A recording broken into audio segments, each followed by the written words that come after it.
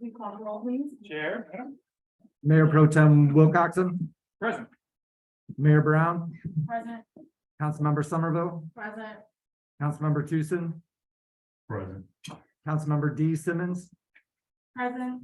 Councilmember J Simmons, Present. Councilmember King. Present. With all present, there is a quorum. Please stand if you're able for a moment of silence and pledge of allegiance.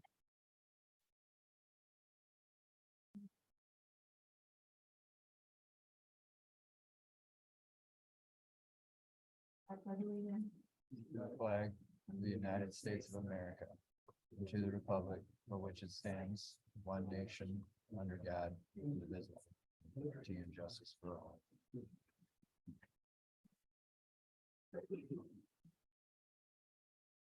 Hey, good evening, everyone, and I apologize in advance. I lost my voice and it's just coming back, so it's kind of in and out.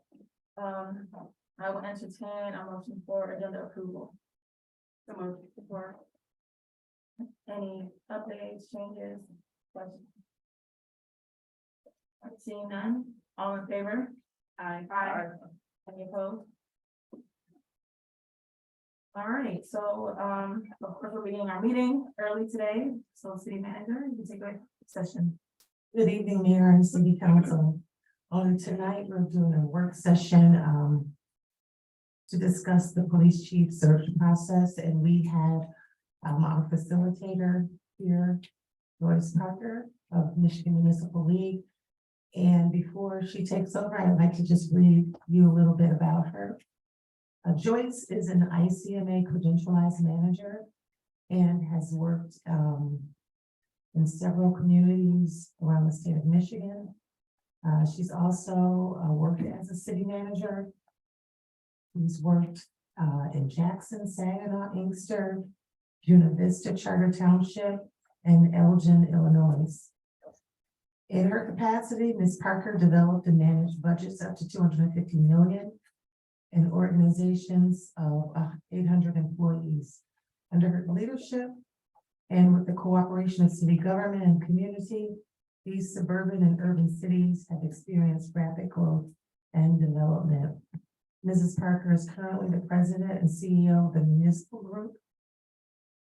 And there's a whole lot of other things to say about her, but in the interest of time, I'd like to say that she's a well qualified person and has expertise in municipal government, expertise as a manager herself, and then also helping municipalities when they are seeking to fill vacancies in the way of city managers, as well as police chief.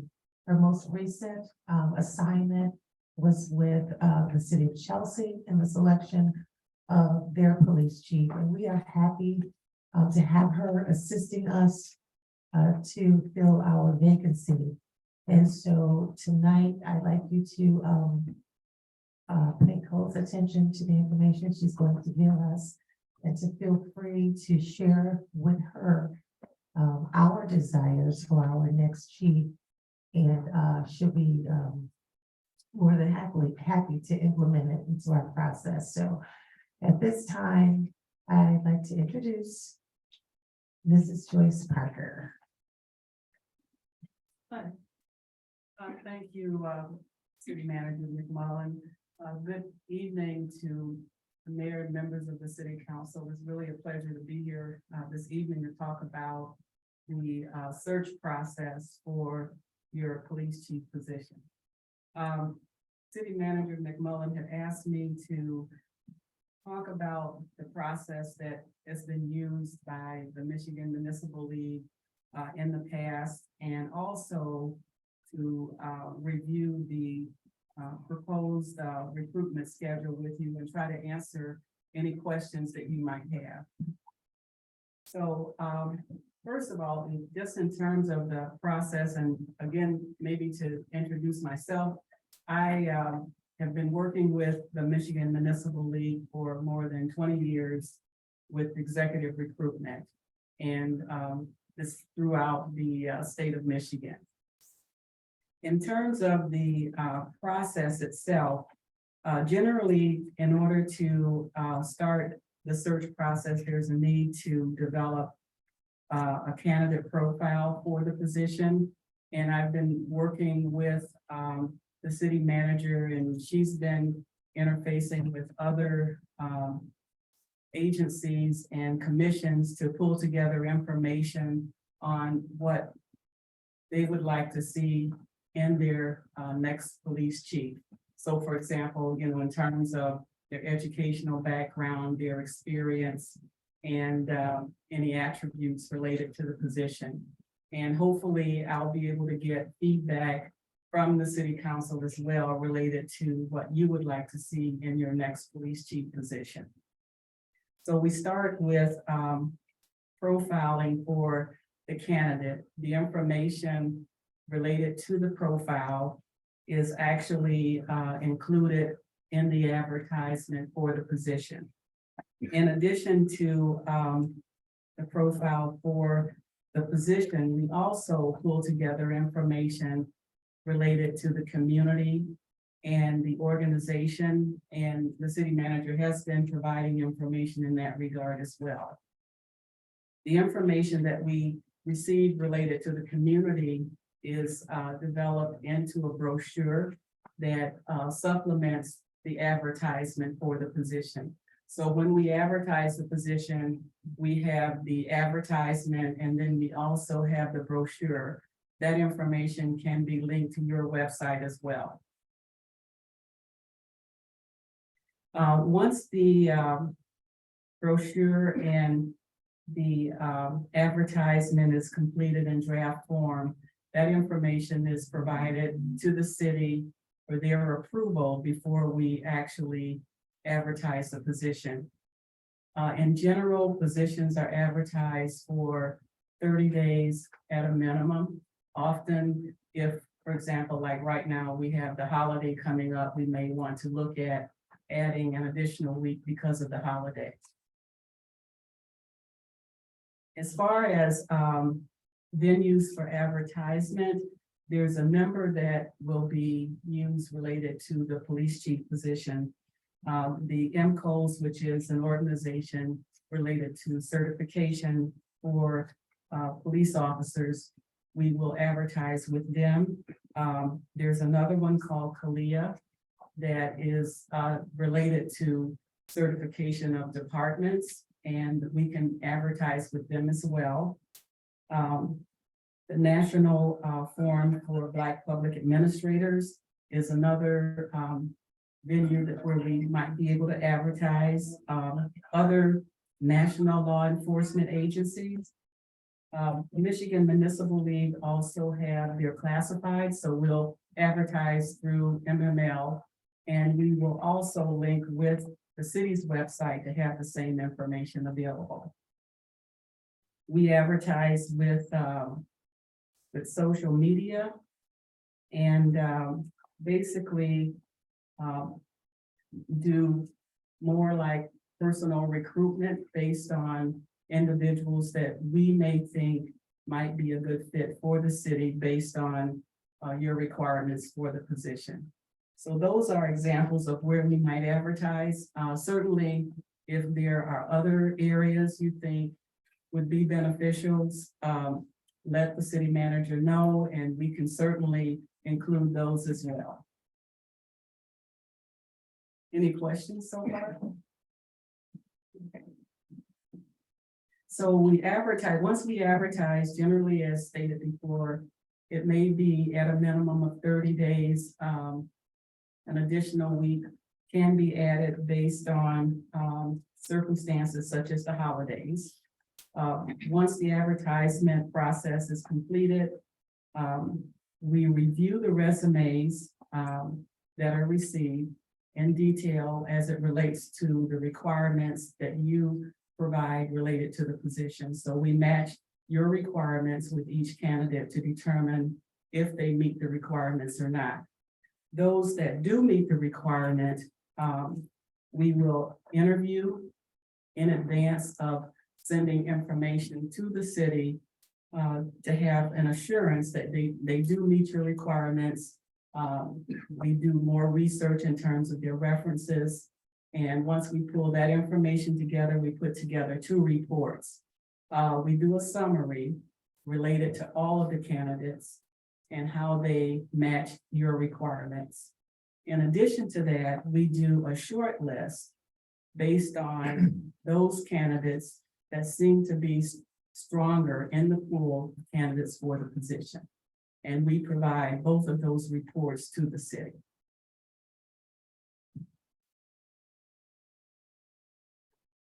So once we review the information as far as the resumes and put together the reports, we meet with the city to review the information in more detail. We also discuss during the second meeting what you would like to see in terms of how to proceed. And generally, we talk about the interview process, whether you want to have a meet and greet, whether there's a need for any other type of engagement as part of the interview process. So I will be working with the city manager as we get that information pulled together. And then after the meeting where we review the information, we will also discuss the interview date, and the interviews then will take place. And once the interviews are completed, and if there are opportunities for engagement in the community, then it's a matter of really making a decision on who you would like to hire for the position. And so that's primarily the process that we have in place. Any questions, comments? Question, Council, Steve? I'm just wondering what the typical community engagement looks like. You know, there's the meet and greets we had talked about. I missed out on the last time this happened at this landing, but if you could describe it a little bit more, that'd be great. Well, generally, I think the primary type of engagement is the meet and greet, where you might have a reception. It can be more informal, where the candidates primarily introduce themselves to the community. And from there, there's more of the interaction and for the mingling. Or it can be more structured, where in addition to having the candidates introduce themselves, you could certainly take questions, general questions from the public. And the city could also have some type of forum with an opportunity for the public to provide feedback related to the candidates.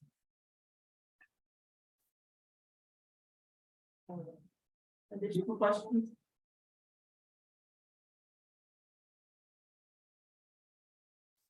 That's great. Okay, thank you very much. Thank you. To the city manager, do you want me to kind of go over the tentative schedule? Sure, let's go over. Okay. I'm not sure if council would like to, at this point, also have feedback into the actual posting or the profile. What I did do was I sent a copy of the draft to everyone's email.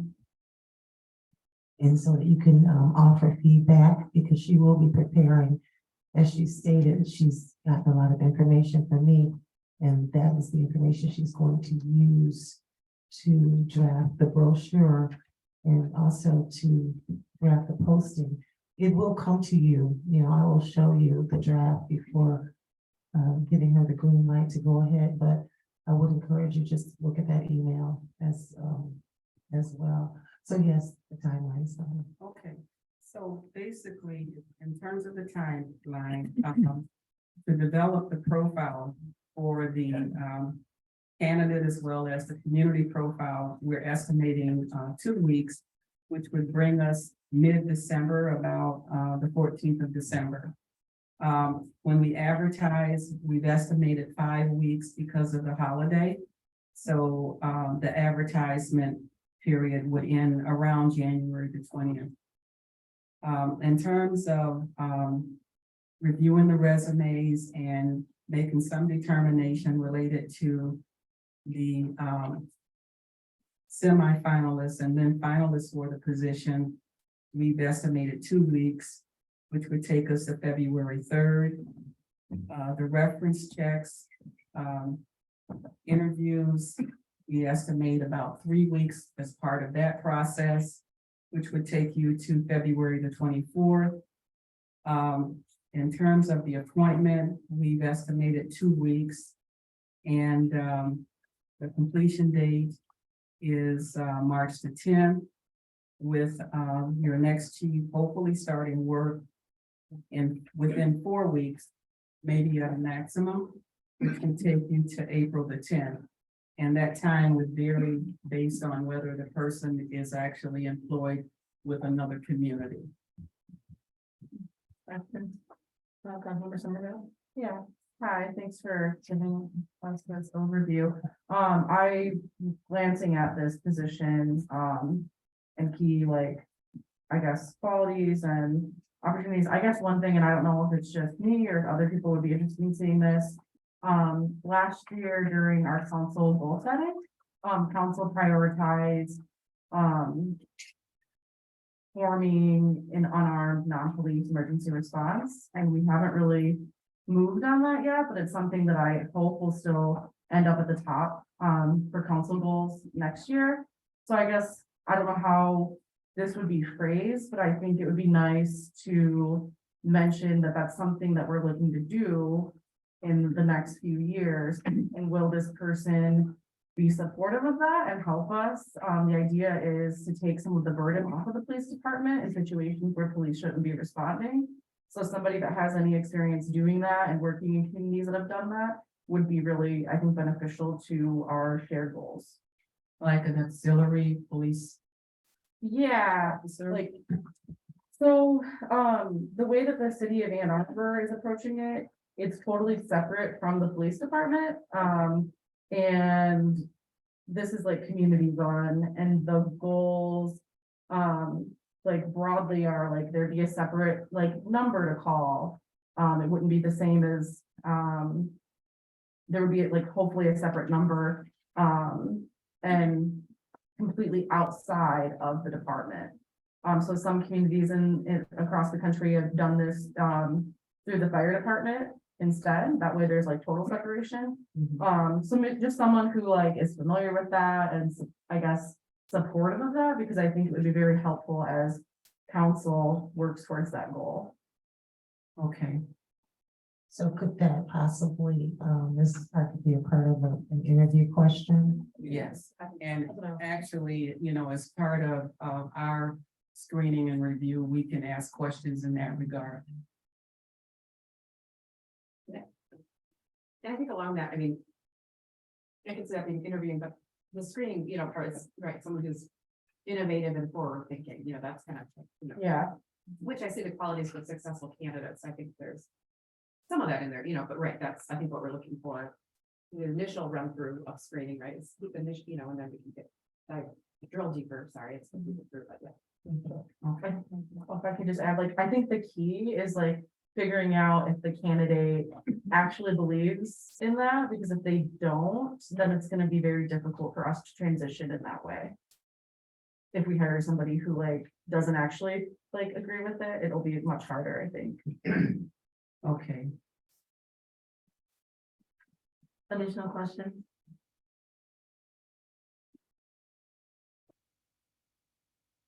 I'd like to ask council a question. Mrs. Parker did say that the initial screening and vetting of the applications would be done by her. And she would only bring you the people that have met the qualifications that she feels is worthy to move on to the next stage. Is council okay with that? Or does council want to see, all of them? The reason, and they will be redacted, you won't see any names or anything. But I think it's important to know that you're okay with that. And can I just add one other comment? So we will provide the information for all of the candidates as far as how they meet your criteria. But in terms of that short list, we'll actually do the due diligence on that group of candidates in more detail. And if you decided you saw one, I believe she said that you thought should be in that process, we could, add them. Are you okay with that? I think that sounds fabulous. That sounds great to me. Yes. Yeah, I would appreciate that. Thank you for asking the question. And then just one other comment, generally, what we do in order to maintain neutrality is, assign a number for each candidate as opposed to using their name.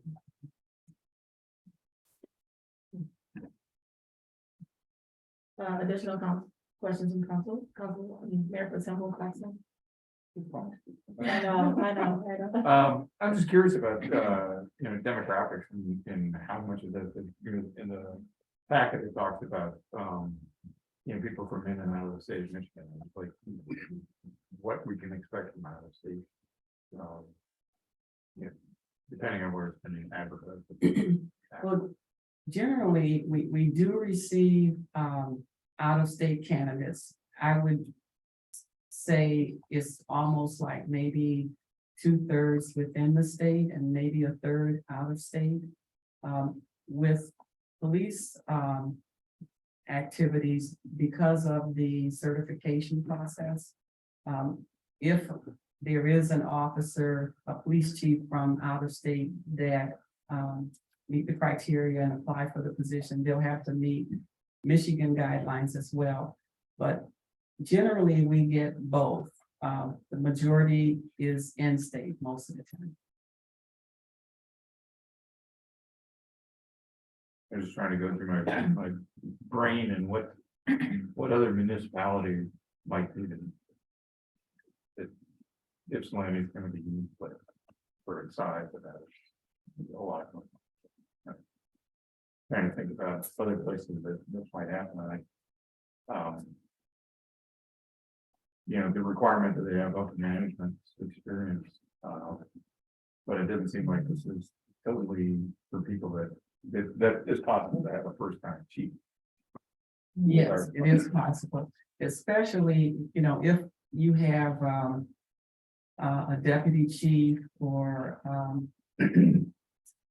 the command officers that have been in other departments for a number of years, they can meet that requirement.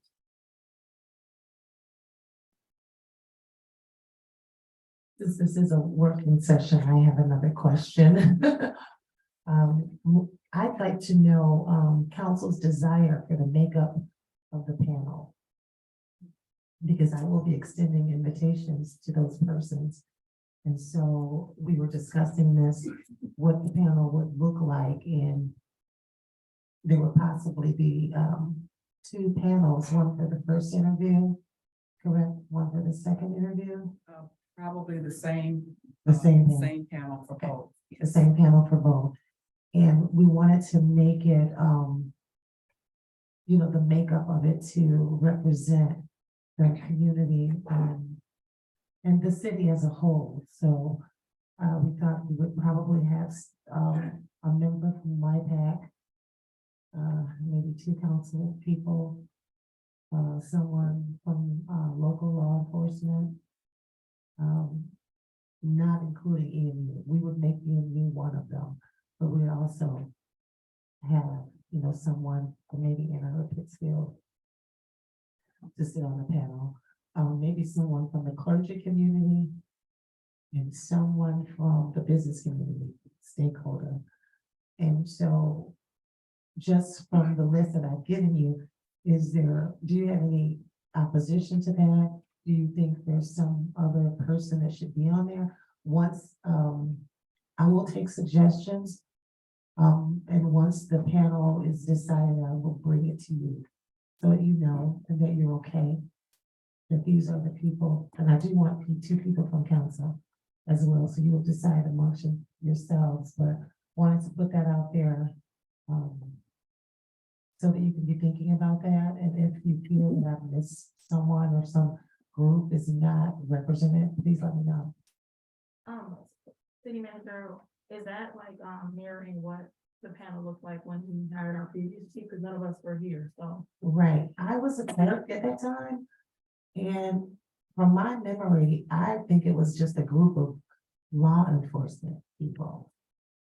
I've chosen to do it differently, because I want all of these, members of our community to be able to hear and to be able to be represented, in the selection process.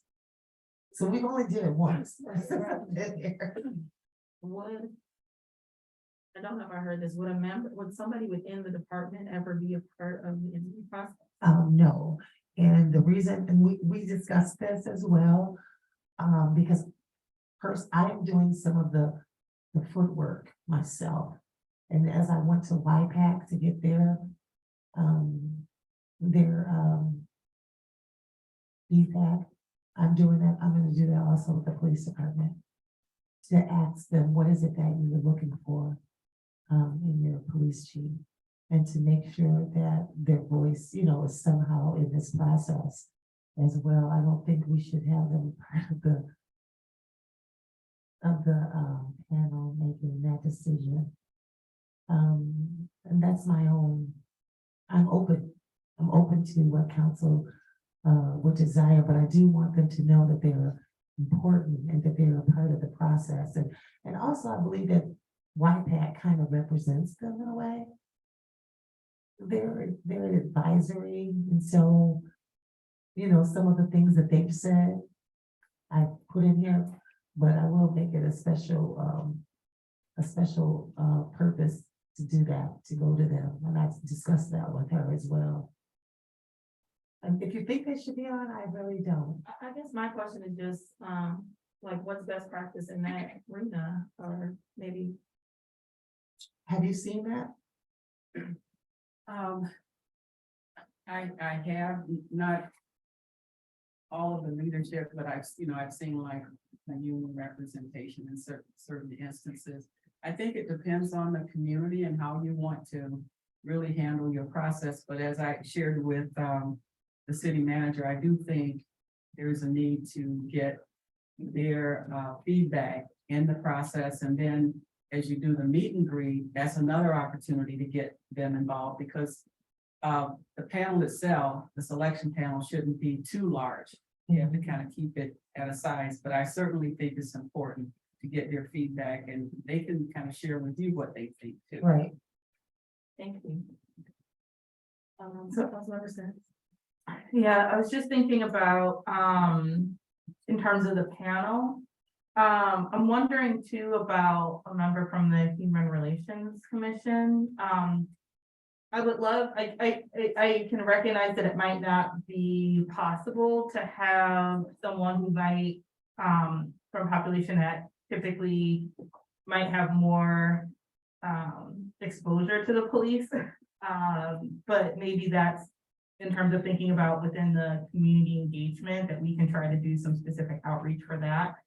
But I just think that maybe the Human Relations Commission might be able to help fill that need in terms of having that a close tie with the population in different ways. I actually thought about that too, Councilmember Simmons. The only concern I have with HRC right now is that it's not meeting. So they haven't had any before, like a concern too. Yeah, they've been actively participating. So I know, YPAC has been meeting and has been really connected to this process. But I do think the community engagement piece is gonna be really important if we can have some relations. And so you might want to have it to be a little bit structured in the beginning and then more, mingling, Yeah, so that we can touch those points. It's like I'm following behind you. You have the back thing first, and then we got the voice, and I'm doing the same thing.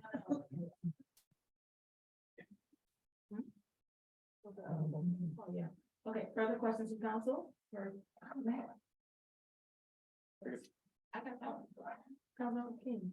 So I know we have a lot of churches around here. Is anybody from the religious community? So I did name Or someone for the Oh, clergy. Yeah, we did include that. I know that in our community, that's an important piece, that's an important sector of our community, so I did want to include them. So, I wonder if maybe, well, I'm just wondering whether clergy is the right, or whether there's like other church leadership, right? Because sometimes it's spread. And also, there might be more opportunity to have someone who lives in the city, since I know a lot of our clergy live outside of the city. So maybe if we expand to a church leadership, there might be able to have someone that actually might be within the city in terms of options. Yeah, my thought would be that when we say clergy, it may not actually be like the pastor of the church, but the clergy would decide who they would send. They have the alliance. Right. That would decide who would send. Okay, I appreciate that feedback, because that gives me, a variety of places to look for. I did have another question though regarding, interviewing questions. Is council okay with the facilitator coming up with the questions, us bringing them to you for approval, or do you just want to give us questions to include? How would you like us to go about that? I think we should get the questions, review them, add what we think might be missing, and then come to consensus on what we ask. Yeah, and actually, the city manager and I had that discussion where it was proposed that I just give you some draft questions and you can use them or not use them. You can make whatever changes you'd like to see take place. Yeah, I think I mixed up too. Okay. Steve, you had like a second on it. I was gonna suggest two people from my practice have been going through this for quite some time and have been able to make the two. If that was possible. But as it stands now, there's 7 people moving to 8.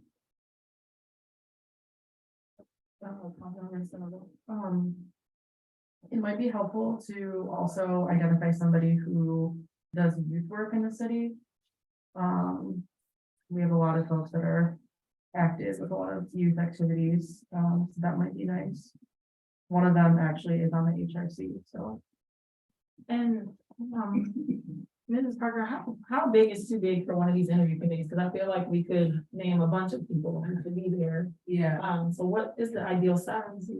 well, I would suggest maybe no more than 7. If you get larger than that, it might become somewhat cumbersome. I think some of those folks could be with me to get the community engagement piece, for big perspective. Just so it doesn't become immediately. Any other questions? Comments, concerns?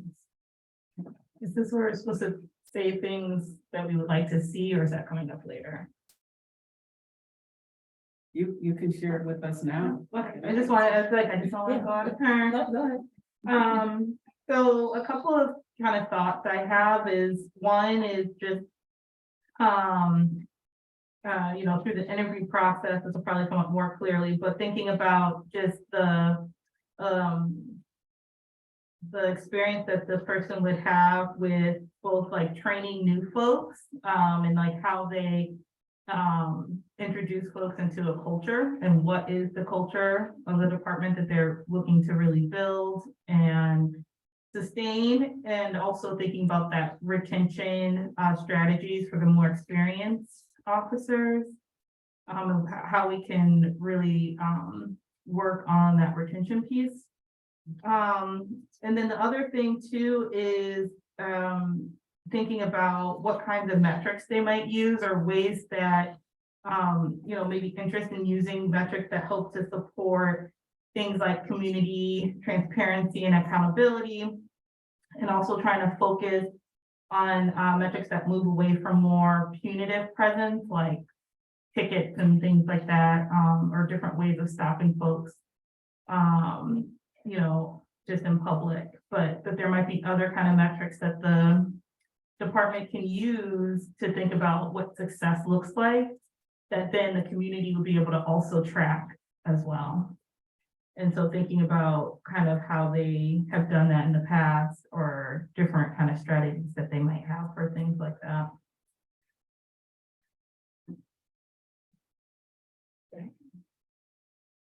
Any other additional feedback on what folks want to see? How about their experience dealing with the mental health community? Because we have been wanting to have an in-house social worker. And so how would you go about developing, that piece? That's important.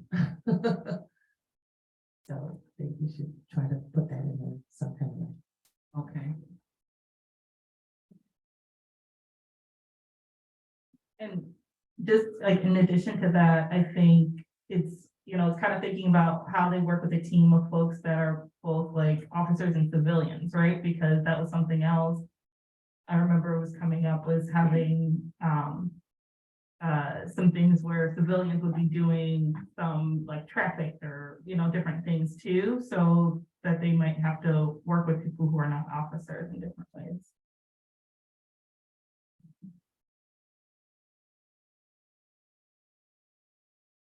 Anybody else?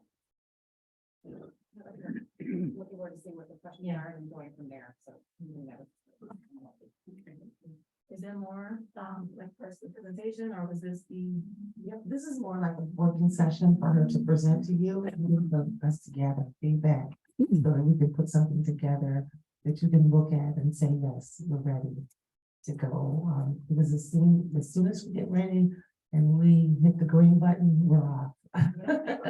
And it began. So we want to start making sure we have all the information out there. When will we be selecting the council folks for that? Will that happen at a later meeting? And I think that anytime council, maybe even when we get to the communications with the manager, since we've heard this, you guys can take a poll of who are the two people to be. So it's up to you guys to decide. I would think the mayor would be a part of that panel, and then you guys would decide amongst yourselves who would the other person would be. I'm open to that. I also probably will have another transition on council coming, so it depends on, I think it's in the timeline. When do we do interview? And that's. So it's not yet, It's not imminent that we choose like right now, but. right? So if folks want to, we can. If we want to wait, we want to. It's okay.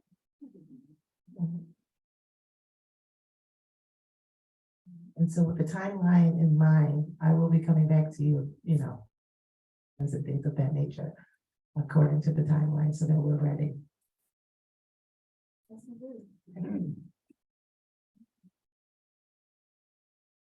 Thank you. Thank you so much. You're welcome. Thank you so much for coming on. Nice to meet All right. you. And I will leave my business card with the city manager to provide to each one of you. And if you have any questions at any point, feel free to give me a call. Thank you. Thank you.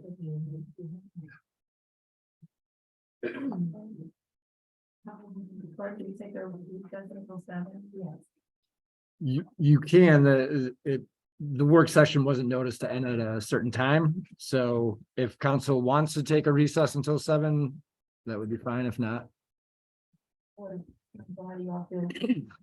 Yes. I'm fine, keep going, I can be up early, so. We can get out earlier, that's good. I think some people would be expecting 7 o'clock. That's what I'm like. Yeah. So we'll take a recess till 7.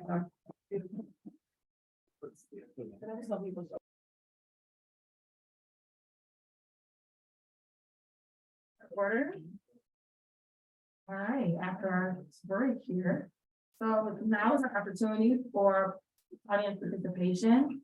You will have 3 minutes to address council. Please state your name. And you can also state your address if you feel comfortable. And we'll start with you. Oh, we're meeting? no, we're not. Okay. So here I see Jason Seibert.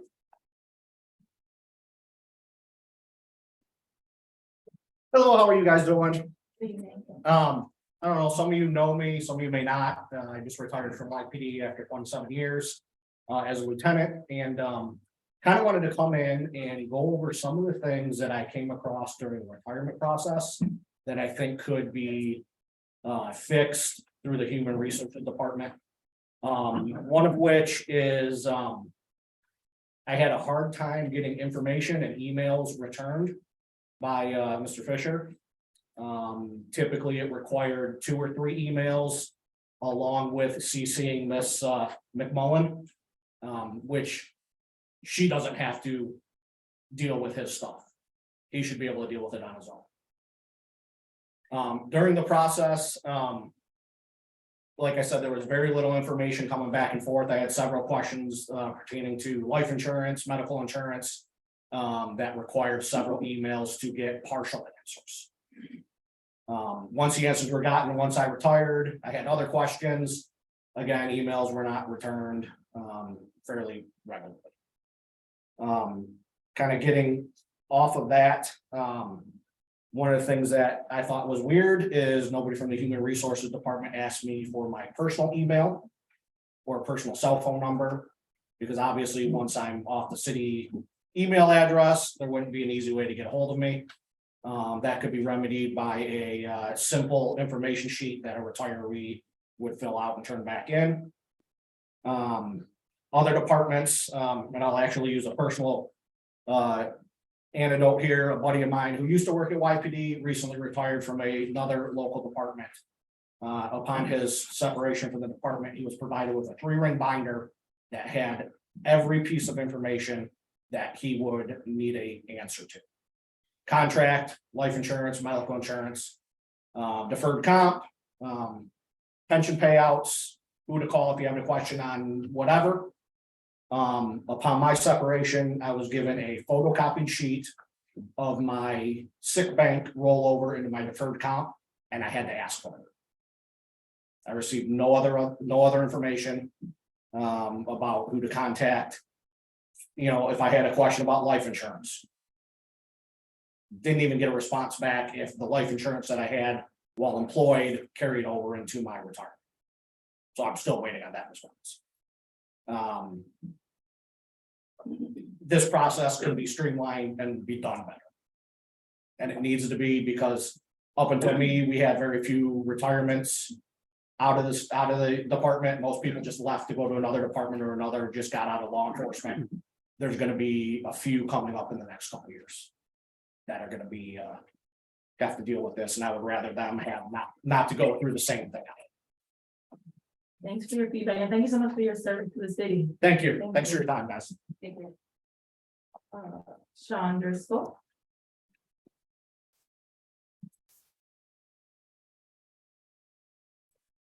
Everybody, my name is Sean Driscoll, and just wanted to introduce myself. You see on the agenda, I have a nomination for the Fourth and Commission, the Bicentennial Committee.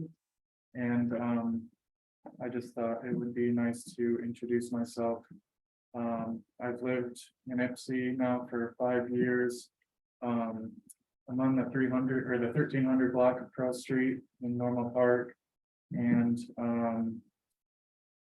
I really just first of all, I love the city, and I take a lot from the community, and I appreciate everything about living here. And I thought it would be nice to get involved a little more, to give back to the city that I take a lot from. So I don't have a lot of experience with formal city involvement, but I think it's a good place to start somewhere, and I'm kind of eager to just give back and with my time, and yeah, that's kind of it. I can keep this brief for everyone's sake, but yeah, that's all. Thank you so much, Sean. Thank you. Brian Lewandowski.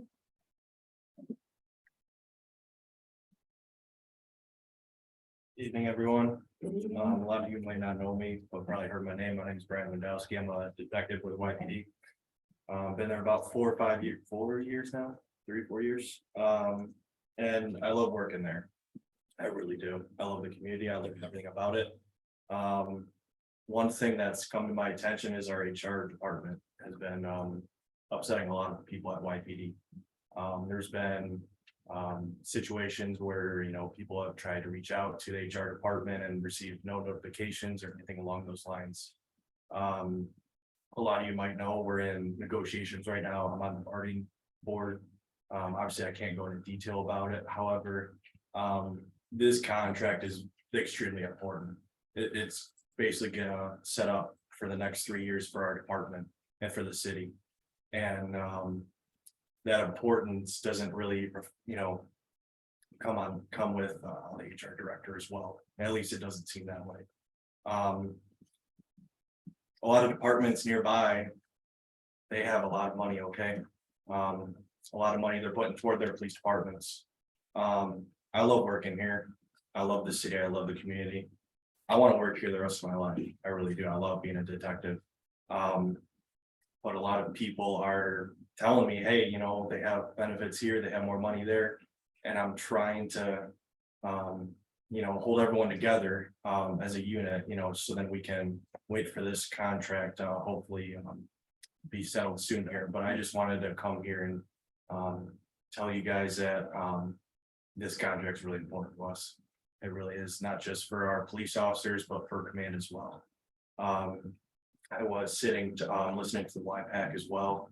I understand how important it is to have a chief, a leader in line for our agency as well. With that being said, I would volunteer myself. When it comes to sitting on a board, I understand that a police officer probably should be on the board, and I was listening to all the suggestions and everything. I am the VP for our union, so a lot of people come to me with issues they have, may or may not have. I listen to them a lot. I talk to them, what do you want? What do you need? What have you? I know what they all want for a police chief. I know what they want. I know what we need. So with that being said, I would like to volunteer myself if that comes up. If not, no big deal. I'm gonna leave my business cards on the table here. My cell phone number and emails on there. Again, you'll be seeing me a lot, so I figured I can introduce myself. So thank you. Thank you so much. Thank you for your service. That is all that I have signed up. So is there anyone in the audience who'd like to address council? Mr. Tucson. 3 minutes. I was sitting out here. I think it's from him and L. Talk to you guys. Yes, you about selection panel.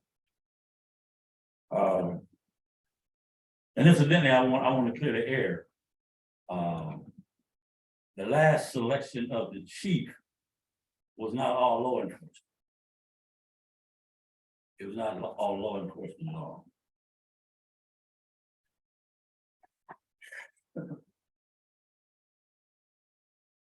Oh man, this is deep for me. You want a police chief. You're looking for a police chief.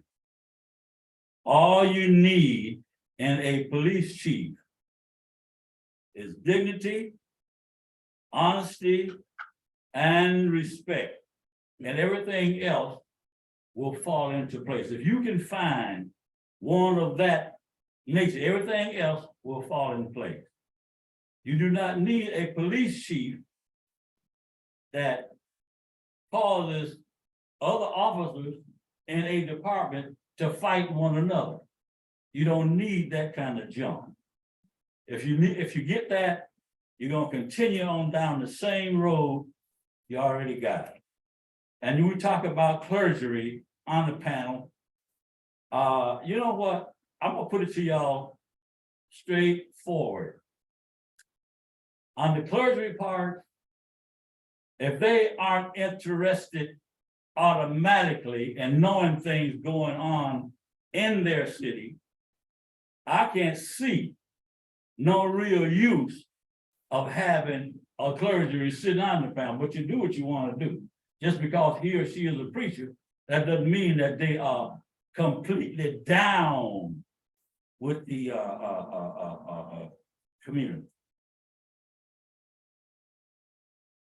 The questions that we had last time, and I sit on the panel last time, they were draft questions. Of course, you can modify them any kind of way you want. So it ends up being draft questions, when you're there.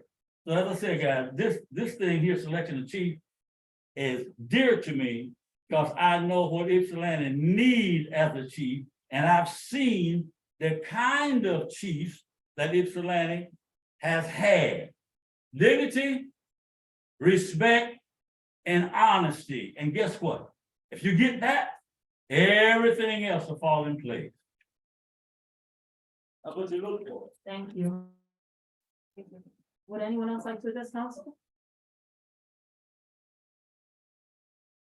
Is there anyone online? If anyone online would like to make comment, please raise your hand now and you have 3 minutes to address council. No hands are raised, council. Seeing none, we will close audience participation and move into our resolutions, motions, and discussion. Councilmember King, you have our first resolution, 2022-272. Resolution 2022-272 resolved by the council of the city of Ypsilanti that the minutes of November 14th and November 15th, 2022, city council meetings be approved. I so move. Support. Been moved and supported. Circling down. Question? Oh, you have a question, I'm sorry. Councilmember. Yeah, so from the minutes, just a couple of things. So throughout, so my name is misspelled. It just is the AE at the end is flipped. So that could be corrected. And then the other thing is, the closing resolution. I think this is the only one I saw this, but we might want to check it. The closing resolution, it said Simmons, but it was Councilmember Jennifer Simmons instead of Desiree Simmons. And so just wanted to correct that. I think that might be the only one that happened in, but Which for the adjourning of the meeting, I saw that. which meeting though? Oh, There's two, there's the 14th and the 15th. oh, it was the one that Jennifer wasn't at. The 14th. 14th, yeah.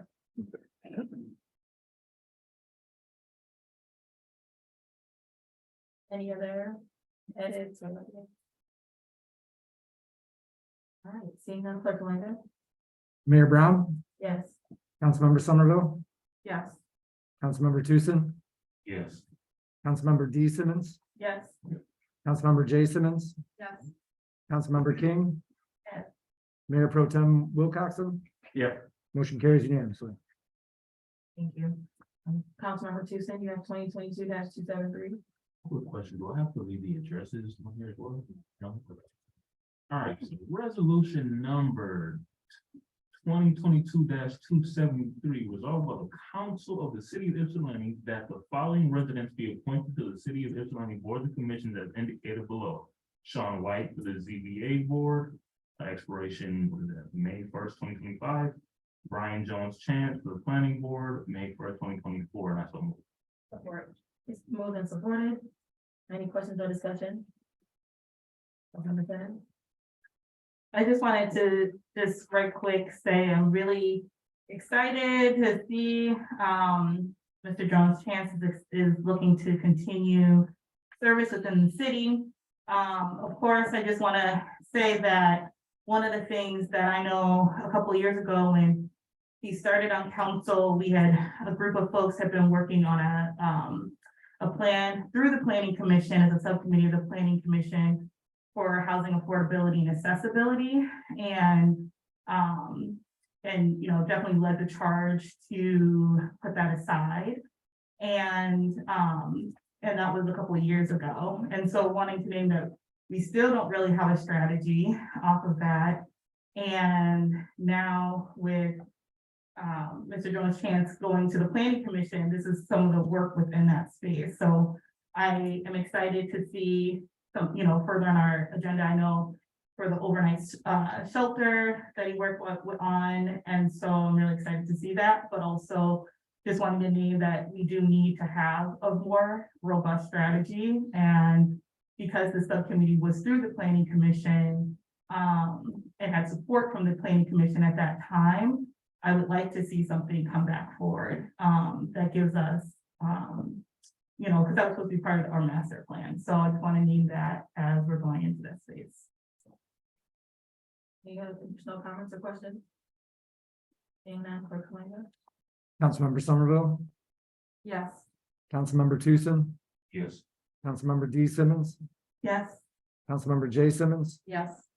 Councilmember King, Yes. Mayor Pro Tem Wilcoxen, Yes. Mayor Brown. Yes, Motion carries unanimously. thank you. Member Somerville, you have 2022-74. I do. All right, resolution number 2022-274, resolved by the council of the city of Ypsilanti. Whereas there is a vacancy for council member in Ward. There will be a vacancy, whereas there will be a vacancy for a council member in Ward 3, and whereas per section 2.05, the section 3 of the city charter requires that a council member to represent Ward 3 be appointed on or before the third regular council meeting following the vacancy. Now, therefore, be it resolved that the Ypsilanti City Council approve the application process for the Ward 3 vacancy. I so move. It's been moved and supported. So, I wanted to bring this now so we can discuss the process and kind of have an understanding of what's going to happen. So that we don't delay appointing a Ward 3 representative and we have someone, in the new year as Councilmember Somerville moves on to her new role at the county. So I figured it'd be nice for us to get to jump on it instead of waiting until after last meeting and then bringing it back in January. So I hope that everybody had a chance to review what Clerk Kalanga put in the packet around the process. It mirrors what we've utilized in the past. And so I'd be open to feedback or questions or anything that folks wanted to share about, about the process.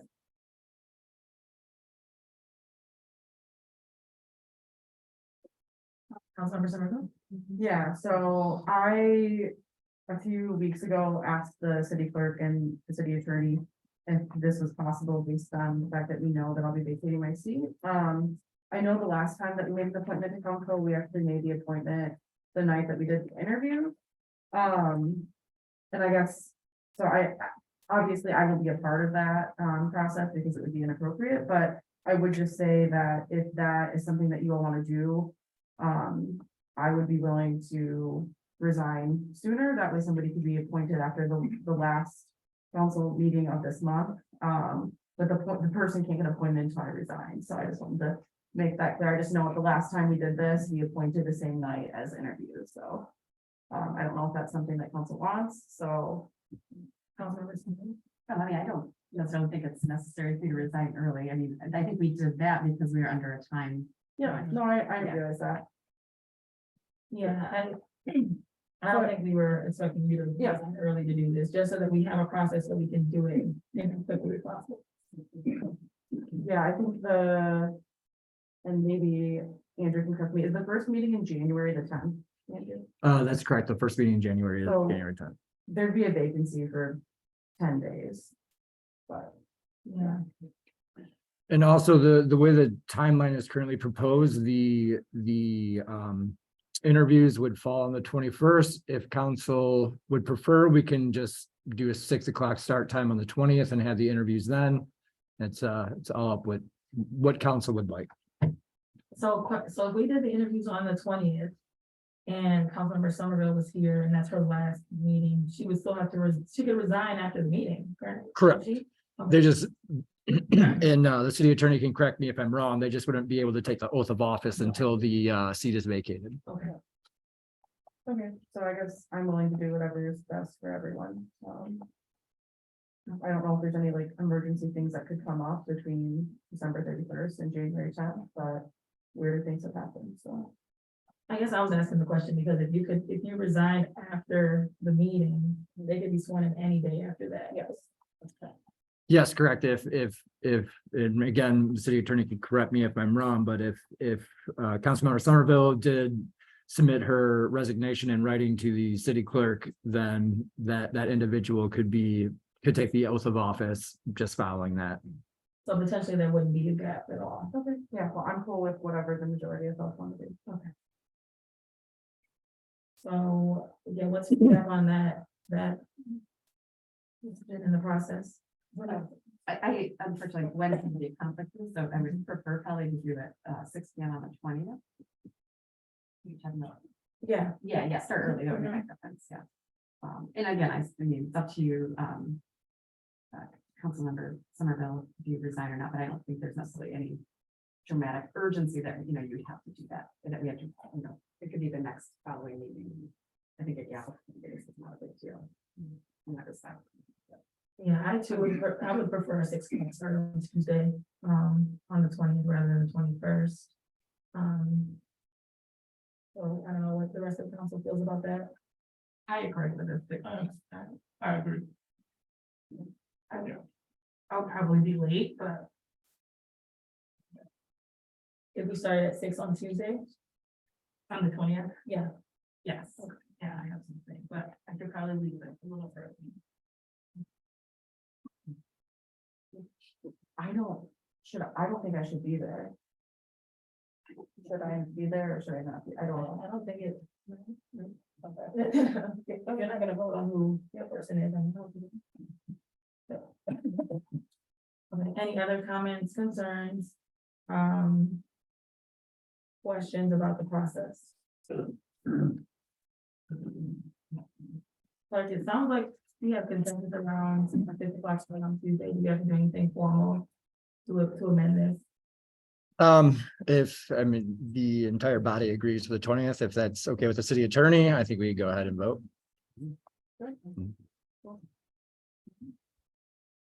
So if there's no comments, no questions? All right. Start going. Councilmember Tucson, Yes. Councilmember D Simmons, Yes. Councilmember J Simmons, Yes. Councilmember King, Yeah. Mayor Pro Tem Wilcoxen, Yes. Mayor Brown, Yes. Councilmember Somerville, Yes. motion carries unanimously. Thanks, everybody.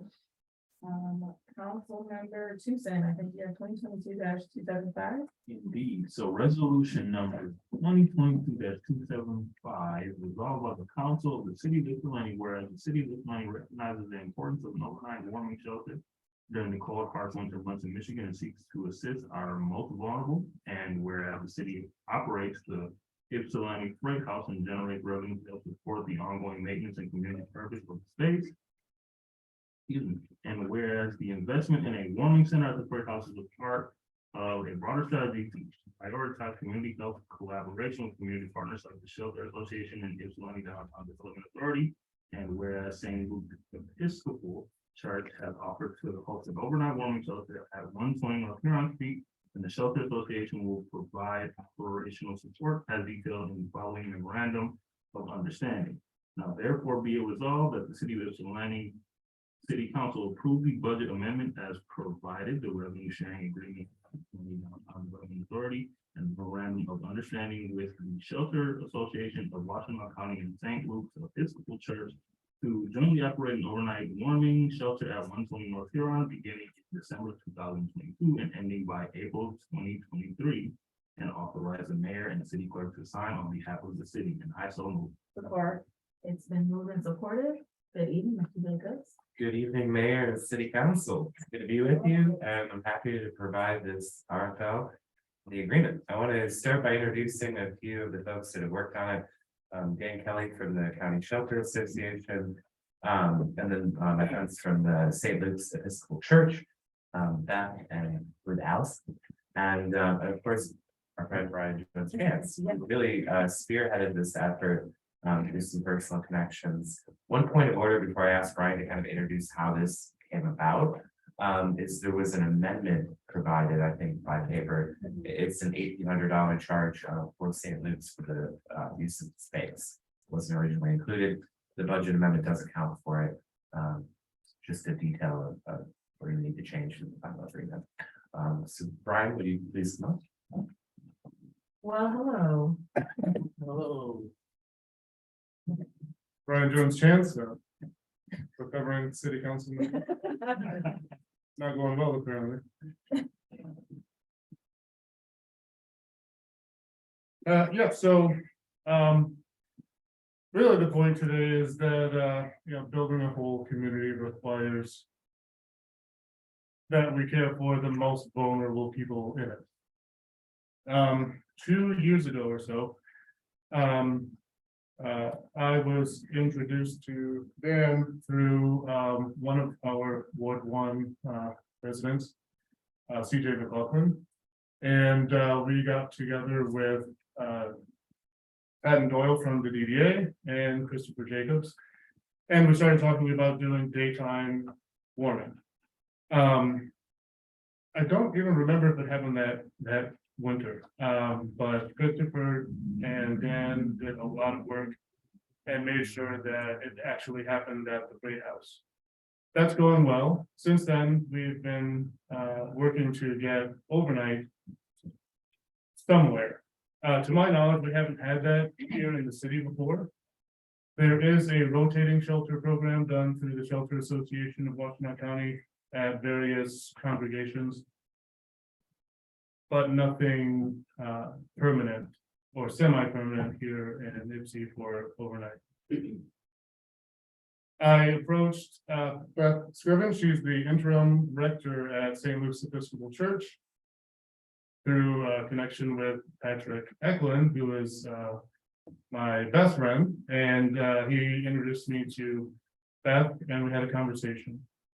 I was very pleased to find out that she was interested in approaching the church's lay leadership about doing this. In the past couple of years, I hadn't been so lucky. There was a meeting between Christopher and Shelter Association and Beth. And then the church's lay leadership, where it was decided that they would present it to the congregation. Things move a little bit slowly, as slowly in the church as they do in government, I think. It's one of the things that I've learned. It went through the congregation, and from what I'm told, it was resoundingly positive affirmation that they would move ahead with the overnight shelter. So not only do we have a church who is being a real community partner and living up to part of that social contract that I believe all nonprofits are a party to. But they did so really with open hearts. And I have to thank Beth for doing that. I have to thank Allison Eklund, who's here, for leading the charge, and Patrick Eklund for twisting some arms. I'm sure he did. I also have to thank Patton Doyle and the rest of the DDA. They are contributing $25,000 each year to this, and that goes quite a long way to filling the budget gap that we had. The rest is going to come from a likely increase in revenue from the Great House. Good use for funds from the Great House.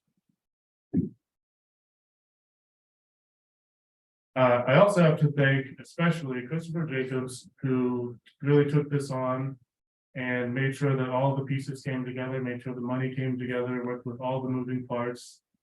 And this is a really unglamorous sort of job that I don't think enough people see, and it really needed to happen, and I thank him for doing that.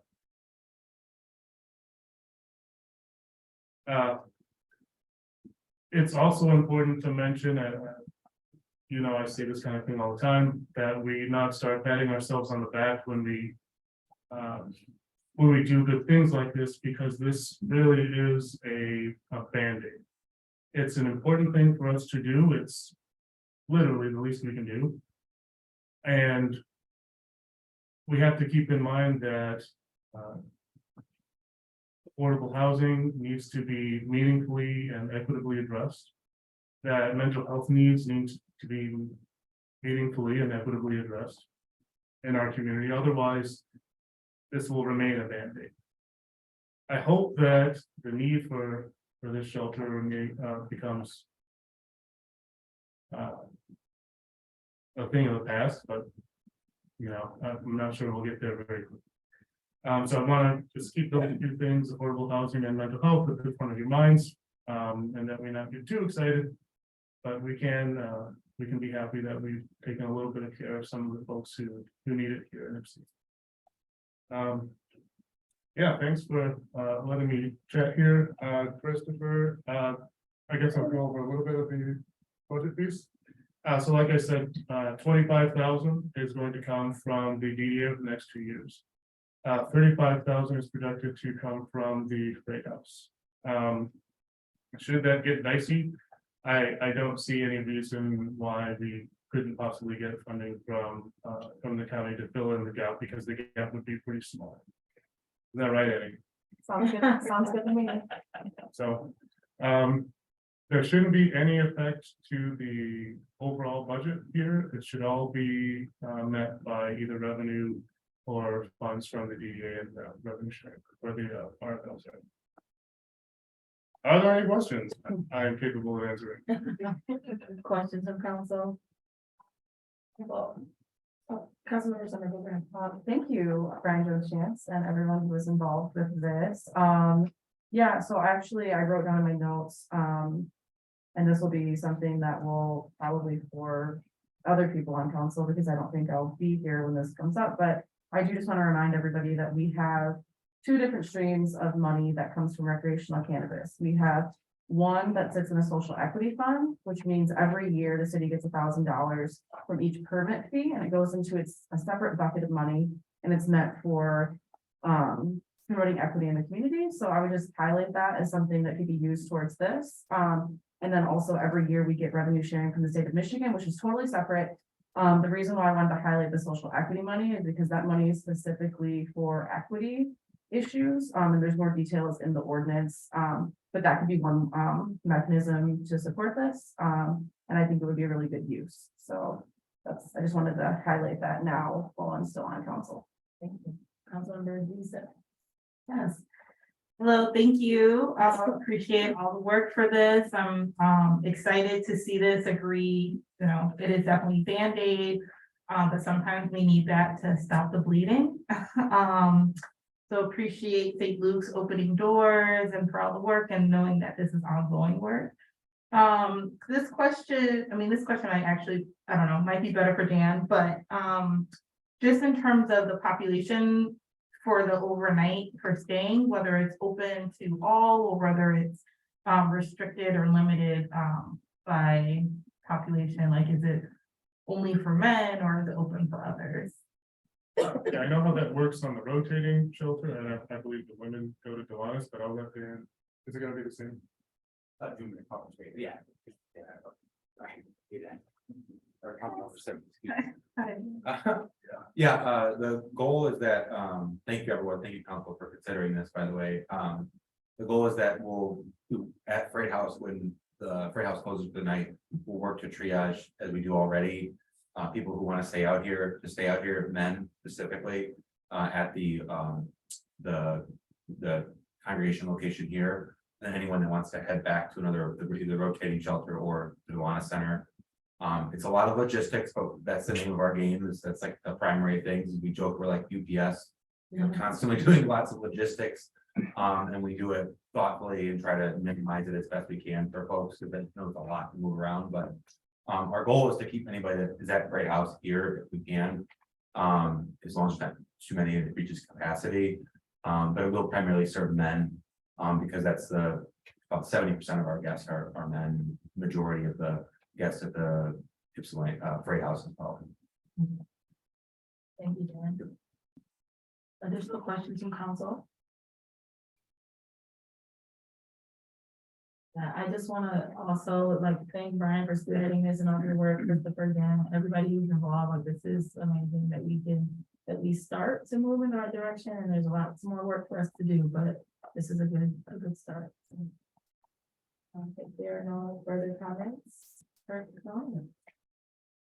Councilmember D Simmons, Yes. Councilmember J Simmons, Yes. Councilmember King, Yes. Mayor Pro Tem Wilcoxen, Yes. Mayor Brown, Yes. Councilmember Somerville, Yes. Councilmember Tucson, Yes. motion carries unanimously. Thank Thanks, everyone. you, Brian. Good to see that city was so low and still go up.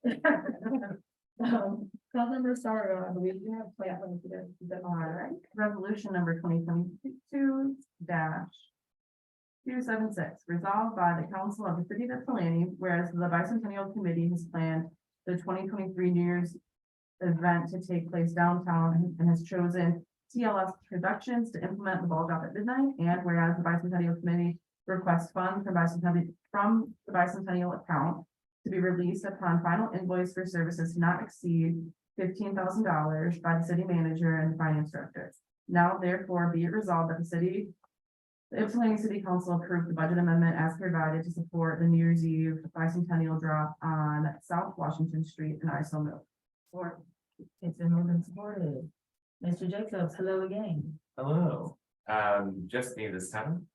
But I wanted to introduce this agenda item because the DDA has been working closely with members of the Bicentennial Commission to plan a New Year's Eve event. Originally, it was over at the water tower.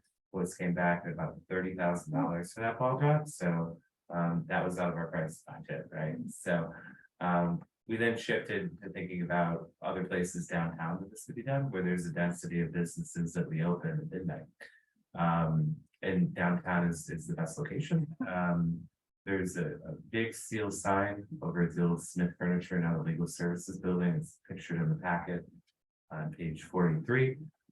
Where we've worked with TLS Productions to engineer safely a way to drop a ball at 7 p.m. for children and then at midnight for the adults. And so we have some folks working on a ball, and then the actual mechanism is what's being provided by TLS Productions.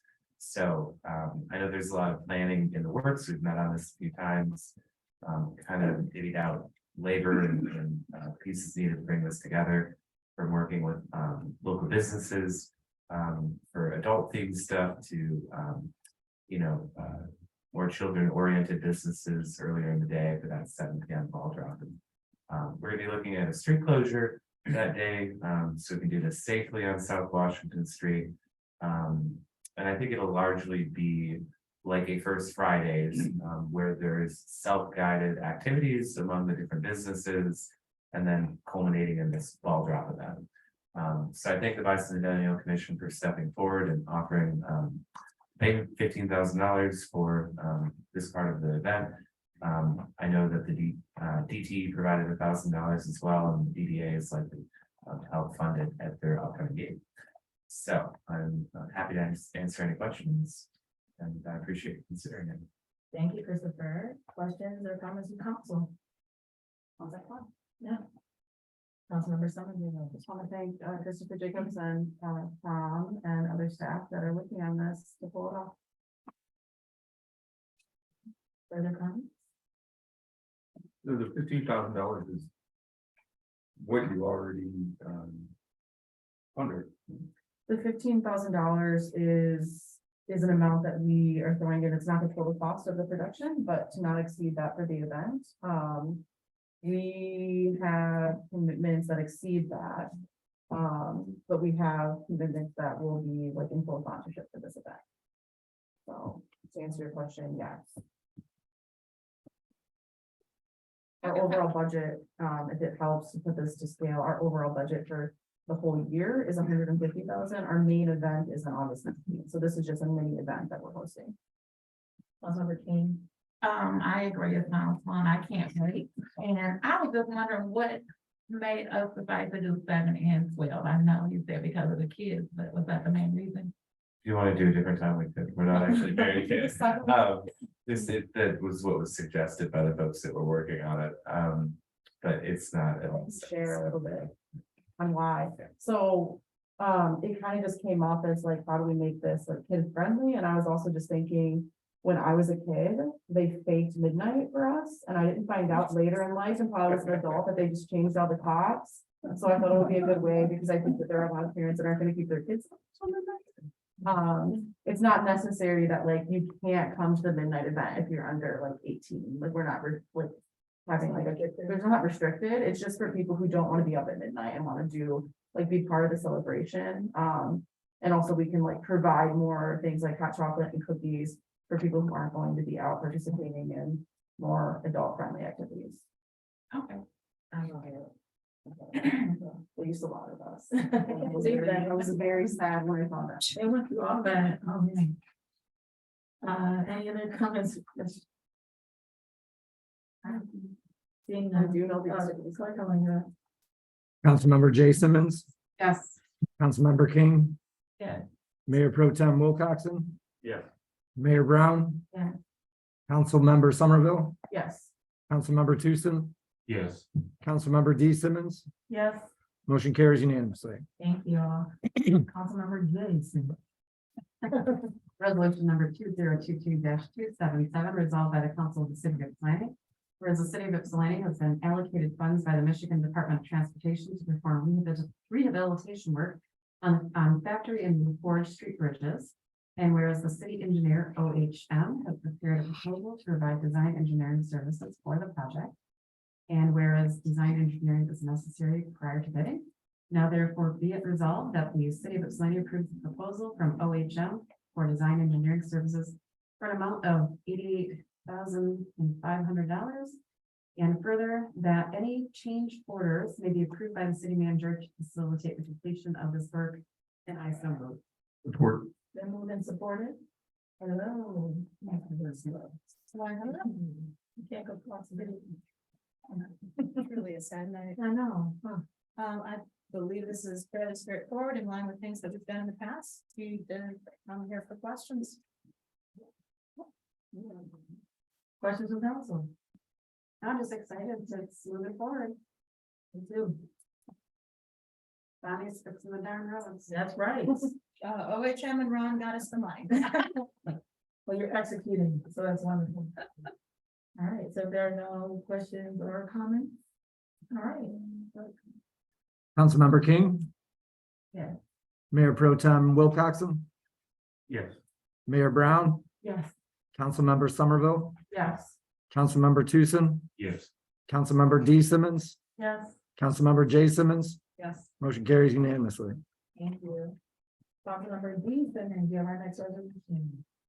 Resolution number 2022-278.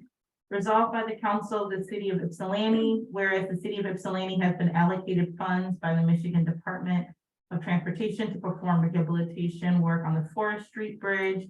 And whereas the city engineer OHM has prepared a proposal to provide construction engineering services for the project.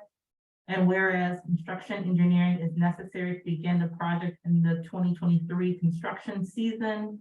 Now therefore be it resolved that the City of Ypsilanti approves the proposal from OHM for construction engineering services for an amount of $268,210. That the city manager is authorized to sign this proposal and any change orders may be approved by the city manager to facilitate the completion of this work. I so move. Or So moved and seconded. Hello again. Again, I'm here for any questions. Council, any questions? Seeing none? Mayor Pro Tem Wilcoxen, yes. Mayor Brown, Yes. Councilmember Somerville, Yes. Councilmember Tucson, Yes. Councilmember D Simmons, Yes. Councilmember J Simmons, Yes. Councilmember King, Yes. motion carries unanimously. Thank you. And for some will consent, we have our next resolution. Thank you. Resolution number 2022-279, resolved by the City Council of Ypsilanti, whereas the city strongly supports safe non-motorized transportation and safe access to recreational opportunities for people of all abilities and income. Whereas the playground at Prospect Park is heavily used by both neighboring public Ypsilanti International Elementary School and members of the neighborhood. And whereas the city is the recipient of a bequest from the estate of Grace Sweeney for the installation of an accessible playground in Prospect Park, and whereas the adopted Parks and Recreation Master Plan calls out the need for both accessible pathways into the parks as well as accessible playgrounds. And now therefore be it resolved that the City Council hereby authorizes submission of an application to the Michigan Department of Natural Resources Park Grant Program in the amount of $600,000 for the Prospect Park project, matched by the bequest from the estate of Grace Sweeney. And I so move. Support. Been moved and supported. Hello again. Why hello for a third time? I'm very tempted to say I'm just here for questions, but I figured this one needs a little bit more background. As you know, since the public safety millage has given us a bit of a shot in the arm to our park system and our maintenance thereof of our park system. We've been able to make some improvements throughout the system as well as at individual parks. Prospect Park has been on our next up list. The play area there is heavily used, the trails there are heavily used, the north side of that lacks a sidewalk. Some interesting factors with the history of the park, makes it very challenging to use certain types of funding there. So we are looking for support for this state grant, which will resolve quite a few of those issues. Councilmember Shannon? Yeah, just a quick question, just, so, so this grant has this map. So if we're looking to ask for 600,000, does that mean that the match is 600,000? Is that what No. the request is, or no? Okay. No, the bequest is less than $100,000, more than 50. I want to say it's about 70, but I don't have the number off the top of my head. So it just requires that there is a match, it doesn't necessarily need it to be proportional. So it doesn't actually, this grant program doesn't require a match, the match just makes it more attractive. Okay. We do like making our grant applications. Okay. Wow. No, I think that's all. Any other questions or comments before we vote? Just want to say this is a great tribute to Chris. Yes. We spent a lot of time in the park and doing pinups and, yeah, it's very, very important. It will go well with the bench that has her name in it now. So, yeah. It's there. Yeah, that's really cool. All right. Mayor Brown, Yes, Councilmember Somerville, yes, Councilmember Tucson, Yes. Councilmember D Simmons, yes, Councilmember J Simmons, Yes. Councilmember King, yes. Mayor Pro Tem Wilcoxen. Yes. Motion carries unanimously. Thank you. All right, so we see here that we have, Sean Driscoll introduced himself to us earlier tonight. For you to review for nomination for boards and commissions.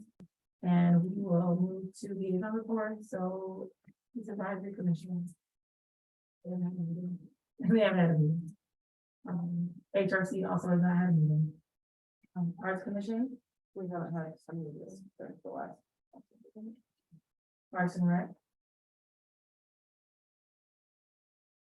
I'm still moving.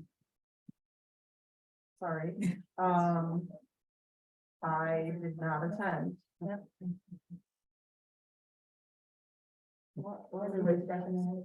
I forgot who was on. I could not, and I get and sorry. I didn't. Okay, oh, okay, you didn't even know, I didn't get the agenda. There you go. Okay. Is there anything? Okay, okay, thank you. Sustainability? I think the last, you were at the last meeting, I think. That was for our last. Oh, Yeah, there's no one. yeah. But I think I'm good on. Yeah. So. maybe Yeah, they do have one. HCC, Nothing to report. planning. Nothing to report. No, thank you. All right, SEMCOG. Nothing to report. What? Yeah. I think for once, I'm actually gonna say something about lots. I know, it doesn't happen very often. So our last meeting, we, well, I'll get to, the voting, but the state typically, I guess, sets these like safety goals, like a state set safety performance measures. And so we usually just accept them and adopt them, but, I guess, Watts, they thought they weren't any fitness enough. And so we decided to kind of set our own regionally, so it's kind of interesting, so we're not gonna just adopt, kind of, what theirs were, and they had a lot of charts and graphs showing why they didn't think those were, ambitious enough, but, so anyway, so that was kind of interesting, and I guess some of the other things as it relates to tech cars and driving and the safety standards and things we have to think about differently now is, and how we do implement safety measures and things we have to do kind of going forward to become, I guess, improve our safety. Quicker paces, you know, it is important to separate people and vehicles in space and also in time. And so you see a lot of that, I think, in Ann Arbor, what they're doing with some of their stuff, right? And we're trying to do some of that here in the city too. And so, like I said, the numbers that the state proposes are really more aspirational, so we need to be more aggressive because they feel like Watt's leadership that it's just not, it will make us focus more on prioritizing safety measures to actually doing and implementing them. Yeah, let's see. Another interesting point, because we had a bunch of data that they were sharing with us, that actually in the COVID years, there was an increase in fatalities and serious injuries. And people are now actually commuting at more diverse travel patterns, so that's kind of a change they've seen. And big vehicles lead to more fatalities. You know, we have a lot of big vehicles. These are just random notes I had that I think were kind of interesting. Sorry, they're so random. Because, you know, with the bigger cars that we have now on the roads, they lead to more serious injuries and fatalities because instead of simply, you know, if you hit a pedestrian or something going, or a bicyclist over the hood, you actually go under the car. And so, you know, again, that's why it's so important to try to separate people and vehicles, like I said, in time, you know, through separate lanes, or I'm sorry, in space through separate lanes, or in time through different like signal phases and things like that. And that was helpful for me to know, because sometimes when I'm in Ann Arbor and I see some of that, and I'm like, you know, it's confusing and whatever, but you know, I do understand and I appreciate it. And I know that's some of the stuff we're trying to work towards here as well. So sorry, just wanted to mention those couple of things. What's that? No, I know, yeah, they're great. They're sometimes a little confusing, but I think they're fantastic. But the other news that probably people really want to hear about is that we get more money for fiscal year 2023. I think $219,754 to spend in fiscal year 2023. And I'm looking over at Bonnie. I was talking about Watts for once, actually. And I was saying we got, you know, over $200,000 of additional funding. Yes. Yeah. And is there anything else special to say about that besides they found some money? The funding stream we have for that particular project. So if anybody else has another funding stream, I just want to like see how many we can get. All right. Right. In this particular project, we're talking about the bridge. No, this is gonna be for the German driving constructions and. Oh, sorry. Okay. Cornell to report. Okay. Because I wasn't sure exactly what project that was for. The bridge is well funded. We're good with that. Yeah. So is the reconstruction, but there's always one. Okay, so there you go, we got more money, so yay for more money, so that was my big news from Watts. Well, thank you. Yeah, there you go. Yes. So the GDA, we had our normal meeting. Oh, Urban County, the meeting is supposed to be tomorrow, and it's canceled. Sorry, I slipped it in my own head because it's canceled. And then DDA, we had our normal meeting. I think I shared about the retreats, because we had a couple of council meetings already too, between there. A lot of things DDA has been working on have been talked about in here throughout today. And we continue to discuss parking. Parking. So hopefully something will be coming forward to council relatively soon. That's pretty cool. Nothing. Yeah. And then bicentennial. Yep, bicentennial update is, we're just excited about New Year's Eve. Thank you for approving, the budget amendment. Some exciting news about New Year's Eve. I've secured, Angel Manas and Brian Foley as our co-MCs for the event. And then, I think I've identified someone to MC the family friendly part. So all folks who are vital parts of the community. So excited about that. Hopefully I'll have more updates at our next council meeting, but we're just really excited to do this First Friday style so that all the businesses throughout every aspect of the city can participate, not just ones that are located closest to South Washington. Thank you. All right, council proposed business. I'm gonna start down here. Councilmember King. Nothing. All right, Councilmember Houston. You know, you'll almost never get nothing from me. So just a couple of things, quick things.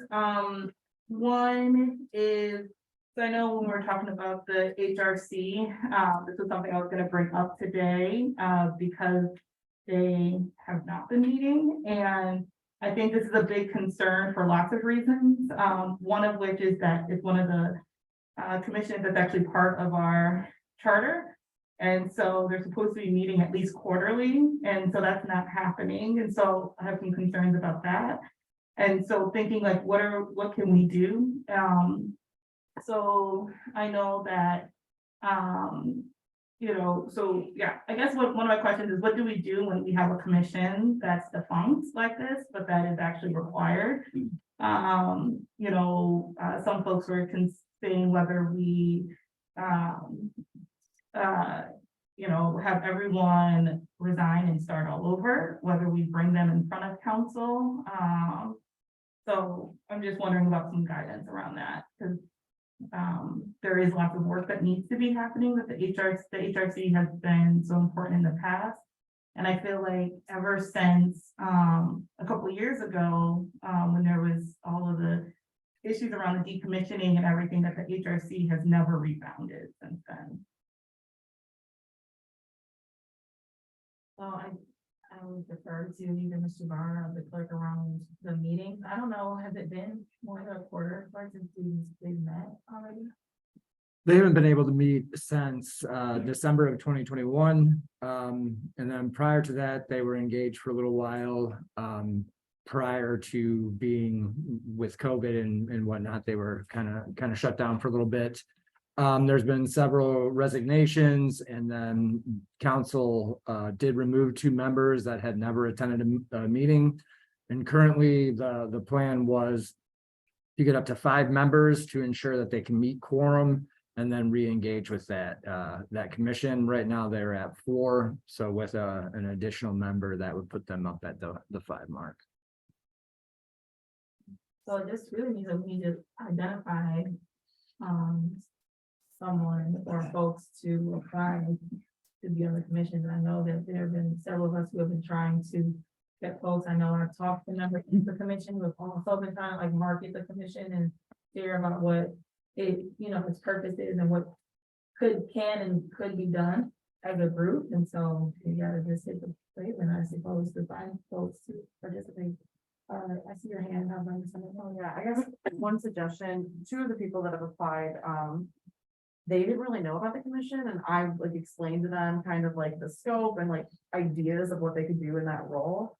So I don't know, maybe we can host like some sort of like community like info session on like, what the HRC is, what they could do, what they've done in the past, and maybe, because I think people realize, like one of the examples that I gave to somebody that applied over the summer was like, there are businesses who are probably actively violating the HRC, our non-discrimination ordinance, not the HRC.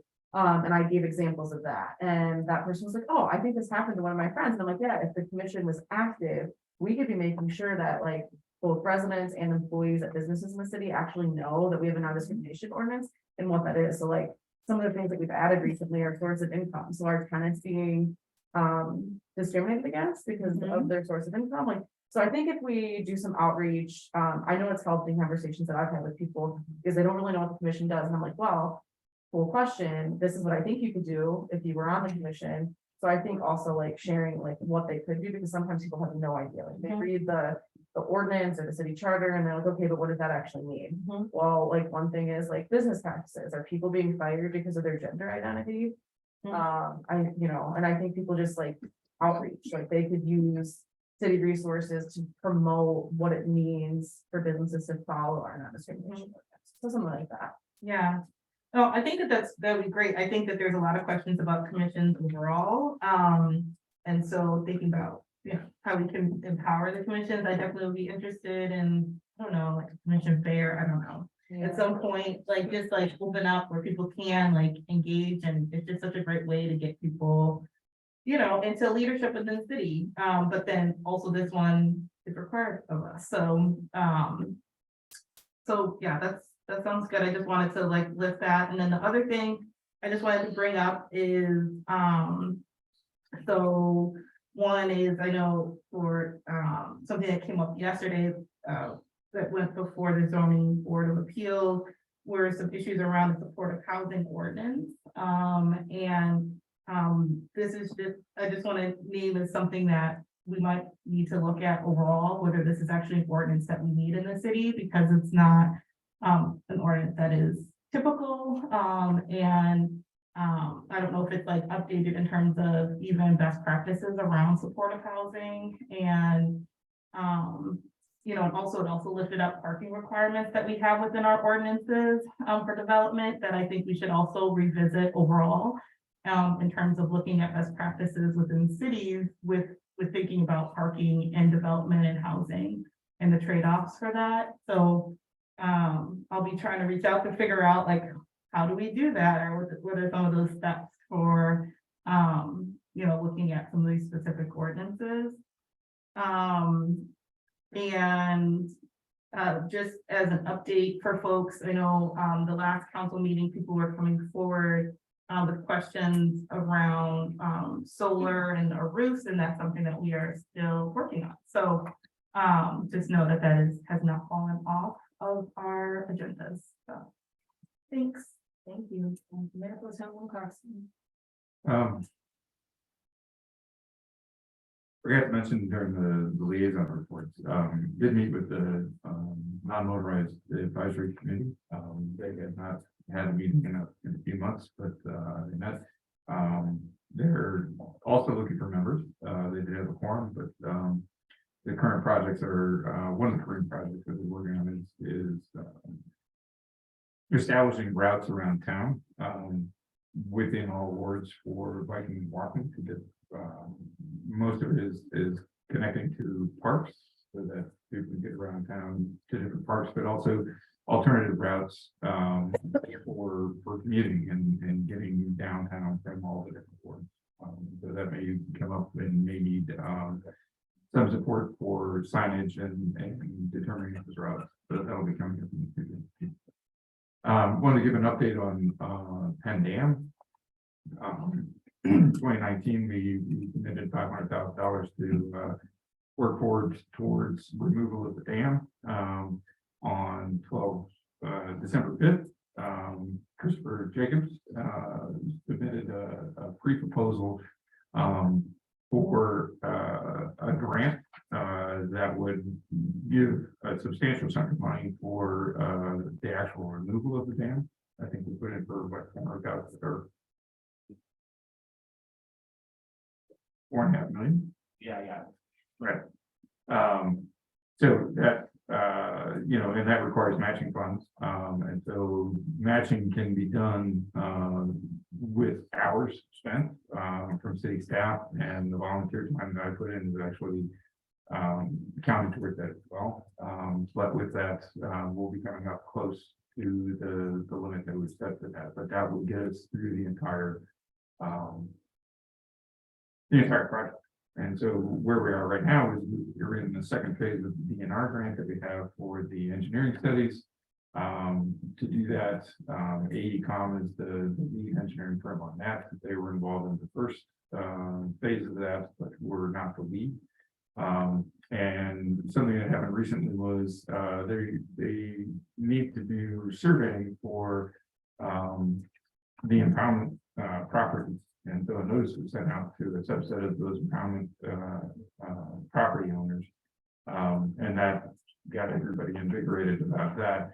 I emailed the people that had responded and said, look, this is exactly what we talked about in the town hall meeting at Parade House last year. We let everybody know that this was coming. There's nothing new. There's nothing new about this. And the surveying is geared towards doing bank stabilization and looking at easements for getting into to be able to do the actual construction. So there were a flurry of emails that came out from particular groups, the Friends of Penn Park, and I've been in communication with them and assured them this is nothing new. It's exactly what we talked about last year. And so we're going forward with that. There was I got a call from MLI reporter today asking about this.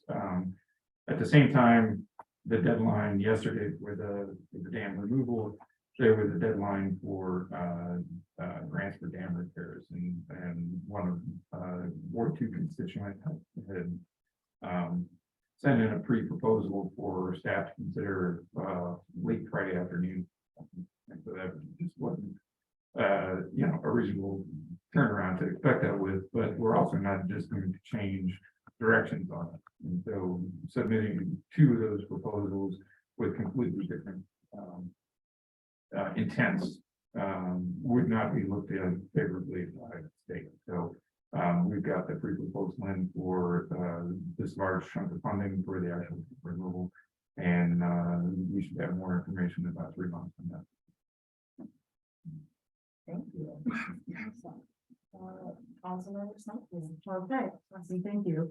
I have a few things because my time here is short. I only have one more meeting after this, so, I want to uplift the fact that in prior years, we've allocated resources to barrier busters for like specifically the city of Ypsilanti like account through the Barrier Busters Fund, and we haven't done that yet this fiscal year. And we didn't actually, I guess we did in 2020 and 2021, but we did not in 2022. So I just wanted to remind folks that we still have money that we line item, like we made amendments to not make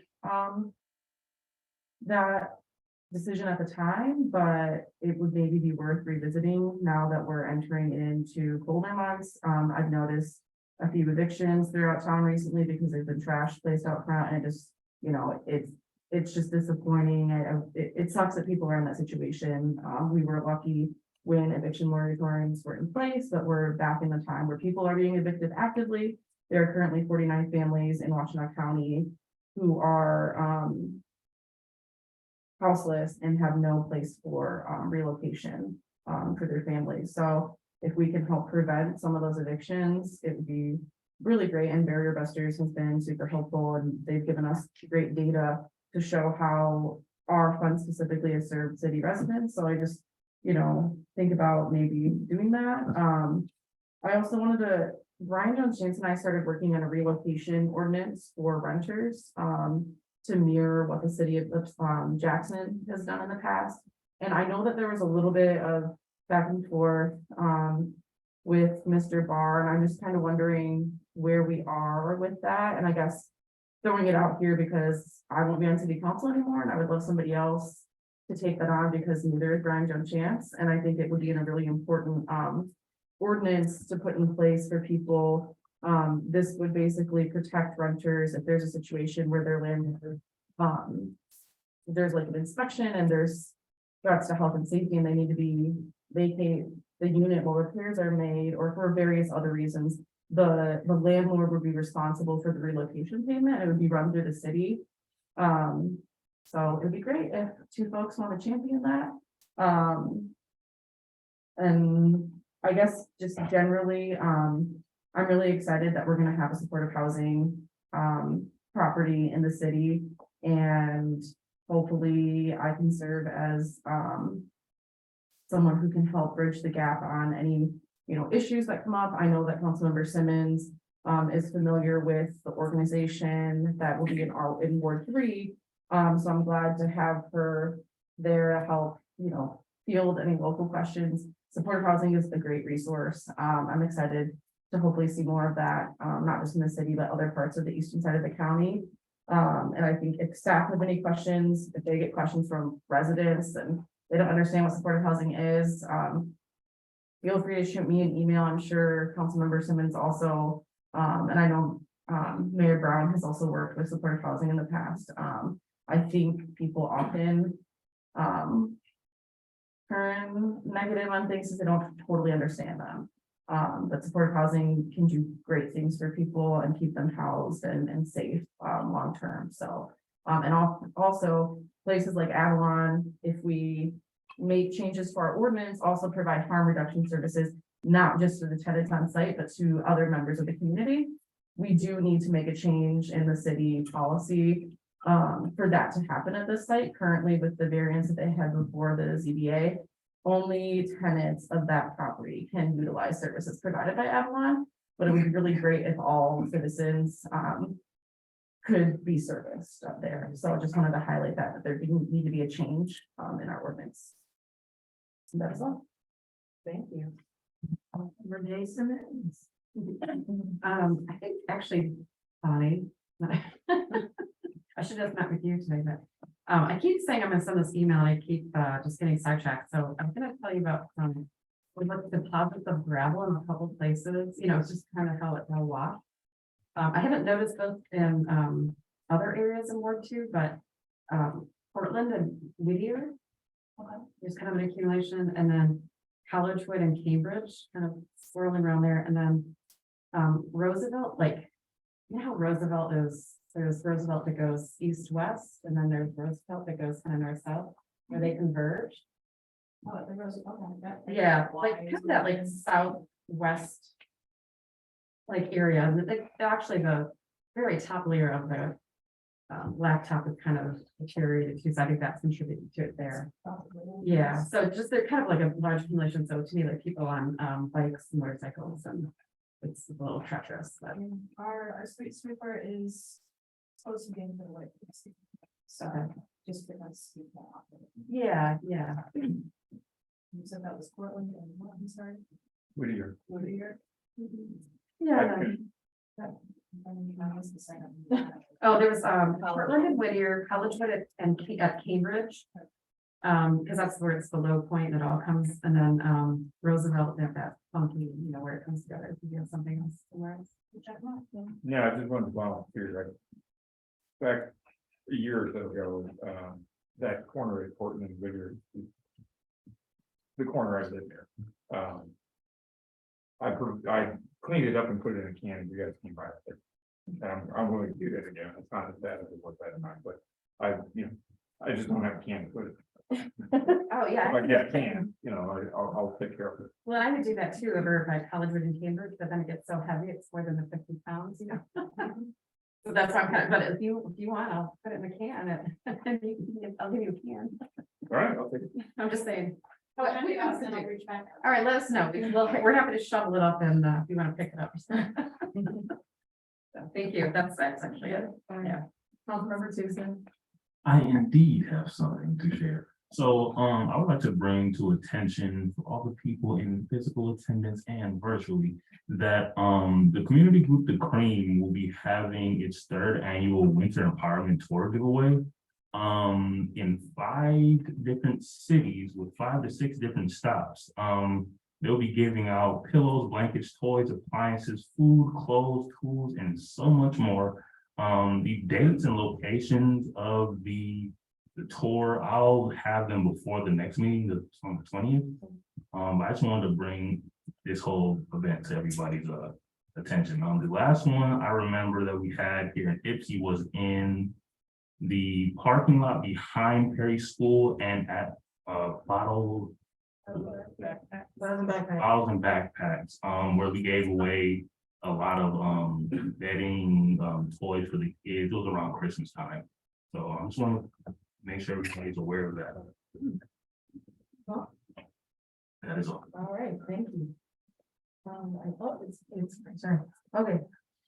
I will be brief because I can't talk very long, but speaking of events around give backs, there will be the big toy drive that's being put on by multiple actual entities in Ypsilanti. They're accepting donations in donation boxes that are across the county actually. And you can also visit their Eventbrite from My Purple Heart to participate. The toy drive giveaway will be held on Friday, December 23rd at 20 North Washington Street, Lot G. And so if you're interested in donating, I can share the information. But also you can look out for the boxes around the community. But it's really awesome to see a bunch of organizations and individuals, as well as like local like entertainers and stores and business owners coming together to do this toy drive to give back for the holiday season. And then also I just wanted to bring up so the mayor and city council, we have like a small office upstairs on the 4th floor. And so I've been thinking about ways that previous mayors, it's been the mayor's office only, and council really hasn't used it, but I think that it should be a shared space for all of us. And so I'm hoping to like just maybe send an email out or just figure out how, if folks are interested in utilizing the space for like office hours or to have meetings, that everybody knows that it's available to you and that you can use it. So I'm gonna come over here and check it out and see what's in there, clean it up. Hopefully it's not so bad. I don't think it's very bad. Just so that it's, accessible to us all. It's not just for me. I want it to be a shared space for us. And also, even if we have some of our other local elected officials who want to come here and meet with individuals from the city, they can do that from time to time, as long as it's okay with our city manager. But I do think that we could be utilizing the space more, and, bringing folks to meet us here when, we can't find those spaces to meet and things like that. So just wanted to share that I'll be reaching out just to see if individuals have, ideas of when they would want to, so we can have a schedule on the calendar so that we're not all kind of scheduled on top of each other. And I'll just stop because that sounds terrible, but thank you. City manager. Thank you, Madam Mayor. As you can see on the agenda, there are two items under communications from the city manager. One is an update on a recently passed resolution from council where you asked my opinion. And so have you guys read it? Are there any questions about that? No? Okay. Just want to make sure. And the second item was just accolades going out to our fiscal services department and all of our staff, department heads for maintaining fiscal integrity, I would say, within their departments, and as well as council in general. We've been doing really well in keeping our budget, and also, we've been getting audited, and so I'm proud to say that, there's no evidence of fraud and things of that nature. And so we are recipients, once again, of the Certificate of Achievement for Excellence in Financial Reporting.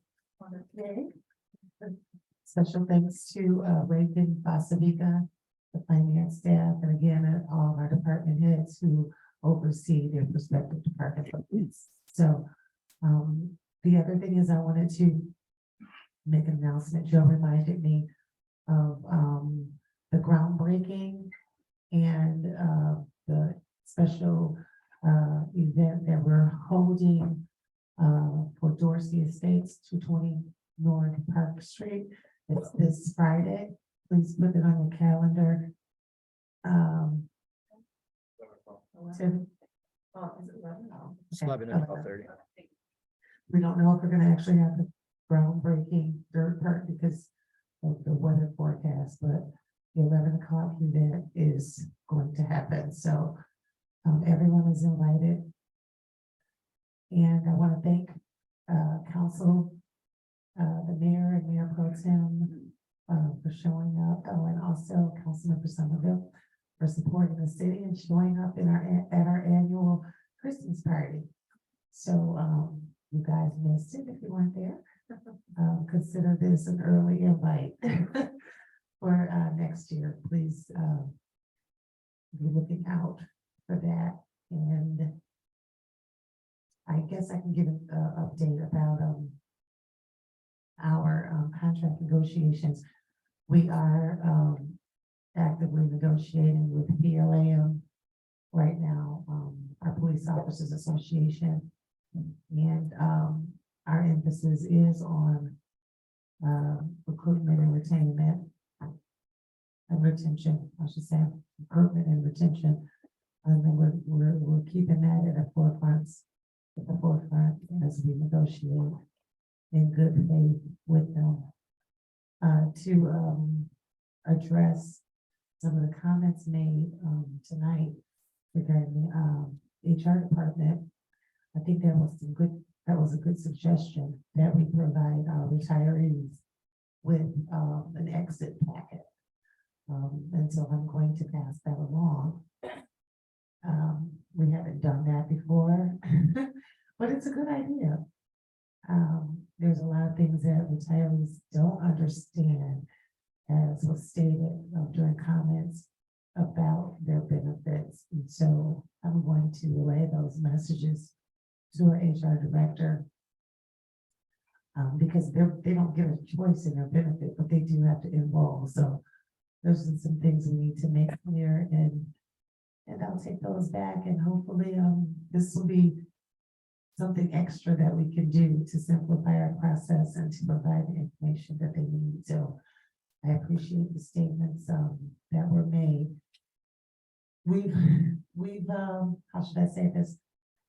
When you've had an employee that has progressed continually into those positions, sometimes things are not readily passed along when you have a new person, if that makes sense.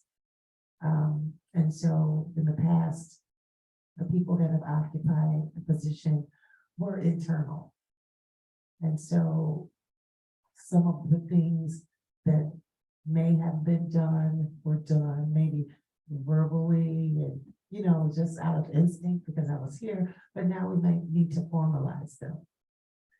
So that everyone knows them, because Kim was good at getting on the phone and telling the department heads, and, then they would tell the people. And so we just need to formalize those things, maybe put them in packets, make them a part of our onboarding, so that we don't just think they're gonna know, because our newest director was not a part of our organization. So I'll take those things back, and I do appreciate the comments made. And that's all I have for tonight. Thank you, City Manager. So this is our second opportunity for public comment. If there's anyone in the audience who'd like to address council, please. Thank you again, Jason Serbach retired from Ypsi PD. One thing that I want to talk about is mental health in law enforcement. I'm sure everybody here agrees that mental health is a huge issue in this country. One of the areas that is very overlooked is in law enforcement, public safety. It's been stigmatized for decades, generations, that if you have an issue, you don't say anything about it, you push it to the side, go on about your business. After 27 years, I didn't realize how much quote unquote baggage I was gonna have to unpack until I was done. I think that the city is in a good position with specifically the police department, and that is a very young department right now. The majority of the people have under 5 years of law enforcement total. I think the city could get ahead of that. The mental health issue, if counseling could be offered, I know it's always a money issue and I get that. I think this would be a great investment in the department, in the people that work for us, people that work for the city. You're gonna get better people on the outside at the outlet. We had last year, everybody was offered an hour with a psychologist. Sit down and talk. That's great. That's a step forward. An hour is nothing. I talk his ear off for an hour, and if I broke it down into years, I was maybe 8 months into my career. I don't know the statistic, the actual number off the top of my head, but the intent will be here. The average person in their lifetime will go through under a dozen critical stress incidents. The average public safety personnel in a career, not their lifetime, will go through several hundred. I can remember specifically several 12-hour shifts where there were multiple critical stress incidents that happened in that 12-hour shift. That adds up, it builds up, and it can become issues over the years. I think with the relative age of the department, this kind of stuff can be gotten ahead of. If you're able to come up with some money, some funding, grants, that kind of stuff, it would be awesome. Because you'll end up with better officers, better firefighters, better people out there serving the community. Thank you. Thank you so much. Is there anyone else who'd like to address council? Just need to say thank you. Anybody online? If anyone online would like to make comment, please raise your hand now. Council, no hands are raised. All right, well, seeing none. Councilmember King. Resolution number 2022-280, resolved by the council of the city of Ypsilanti, that the city council meeting be adjourned, one call by the mayor or 3 members of council. The meeting's adjourned. I still like it. It's